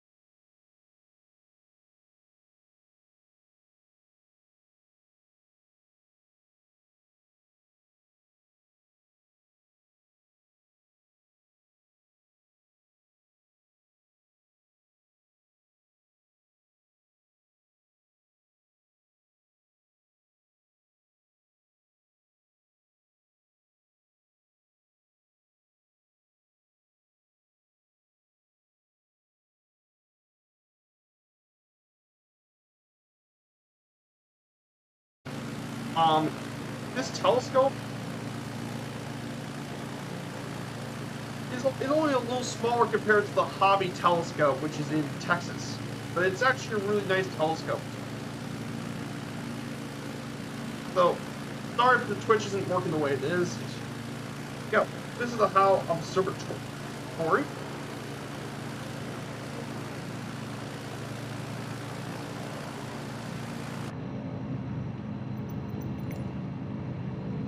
And then once we go over to the How, we're gonna visit northern Arizona. I usually blame my PC. It's OBS. You think it's OBS? It could be Twitch. It could be OBS. I don't know. So we're gonna visit Northern Arizona University. NAU has been around since 1899. It's the final public university in the territory. This university has 7 academic colleges offering 130 degrees. They're known as the Lumberjacks. They can participate in Division I NCAA as the Big Sky Conference and won several national championships.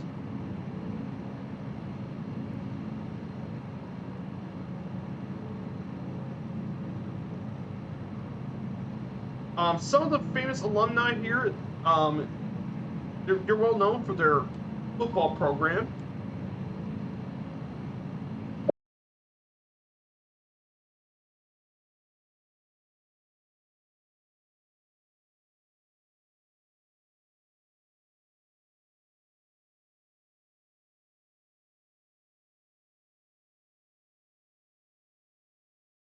U.S. Navy. They've had Raul Castro, former Arizona governor, and Seamus Dever, a famous actor who played in the ABC series Castle.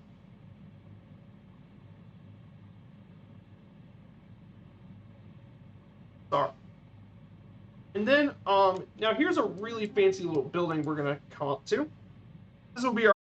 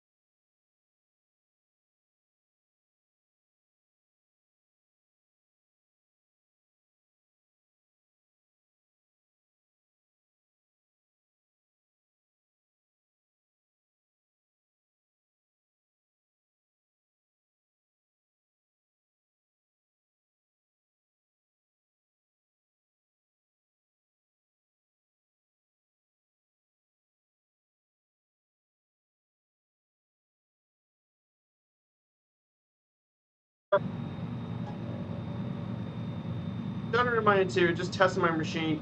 It's OBS. It's something weird. It's having issues. Maybe it's my internet having issues too. I don't know.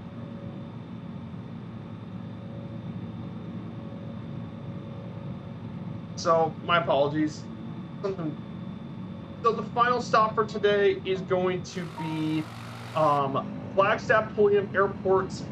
It is the main airport here in Flagstaff. Currently used by American Eagle and United Express regional versions of them. Covers around 763 acres with one runway 321. Around 8,800 feet long. It was built back in 1948 and was named after Clarence T. Magnan Pulliam, a former Flagstaff city manager who's worked for the city for 44 years.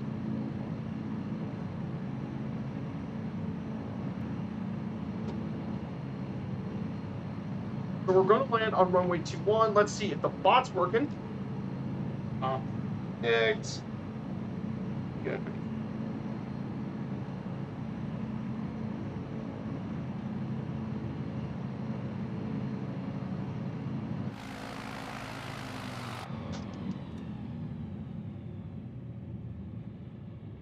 Okay.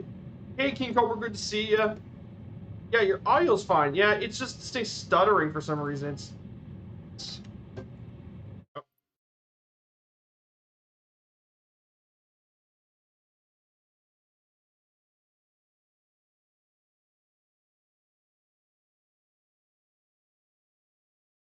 audio's good. It's just, it's the internet.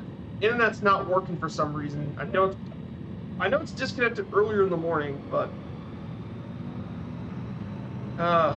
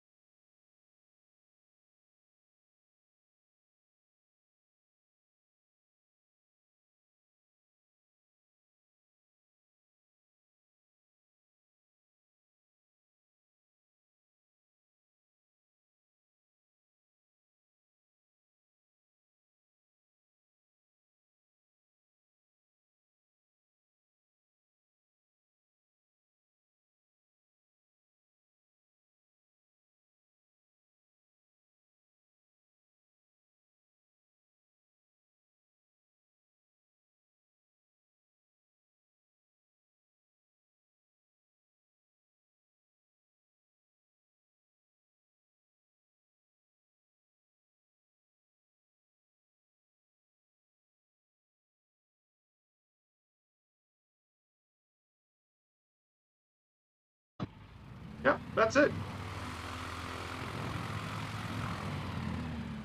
Get back to the parking spot and we can end this stream.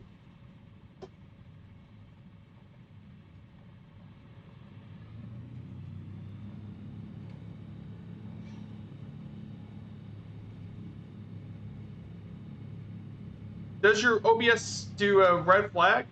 Um, Actually, it's doing all right now. It used to run a little earlier. It's just internet's been consistent. Yeah. Gonna try and get this thing back to the parking spot. Find a good area to park in the parking lot, and we can wrap up the stream. So yeah, guys, that is a massive thank you for everyone here as well. Yeah, it's running green right now, Phlox. Maybe it's my internet having issues. That's what it is. But man, we had a fantastic stream, guys. 28 people came to the stream. That's really good.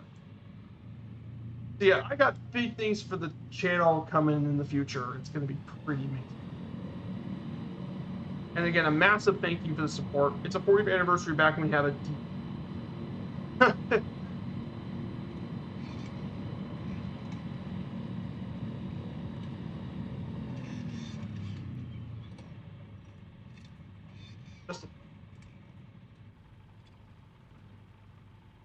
Okay, you know, I'm just gonna park it out here then. That's park right. Okay. Turn off the magnet. Just turn off the magnet. Yep, that's it, guys. We made it. We made it all the way to Flagstaff, Arizona. Man, what a great way to end the stream, guys.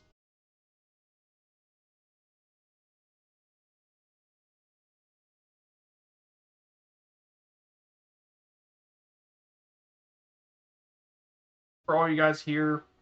So let's talk about it. Next Wednesday, on Wednesday we'll be taking out here from Flagstaff, and we're gonna fly all the way to Kingman, Arizona, for the flights. Gonna have to find something to take. Maybe bring back an ultralight, or maybe take the Tiger Moth back out again for that flight. And then next Sunday, you might see me in a new plane for the that may be based on the 40th anniversary edition, because we'll be flying from Kingman all the way down to San Bernardino for the second to final leg of the trip.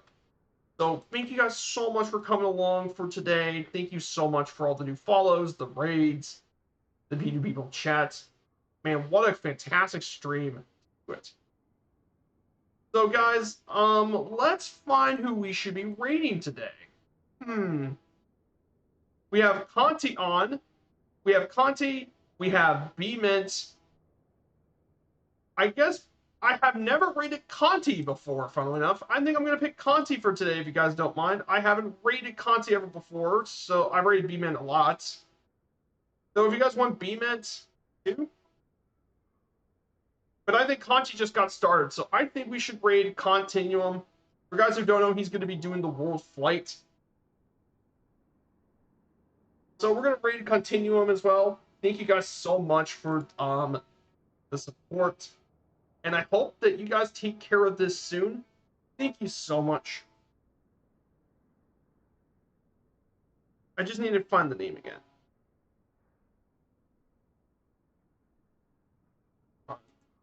Seven.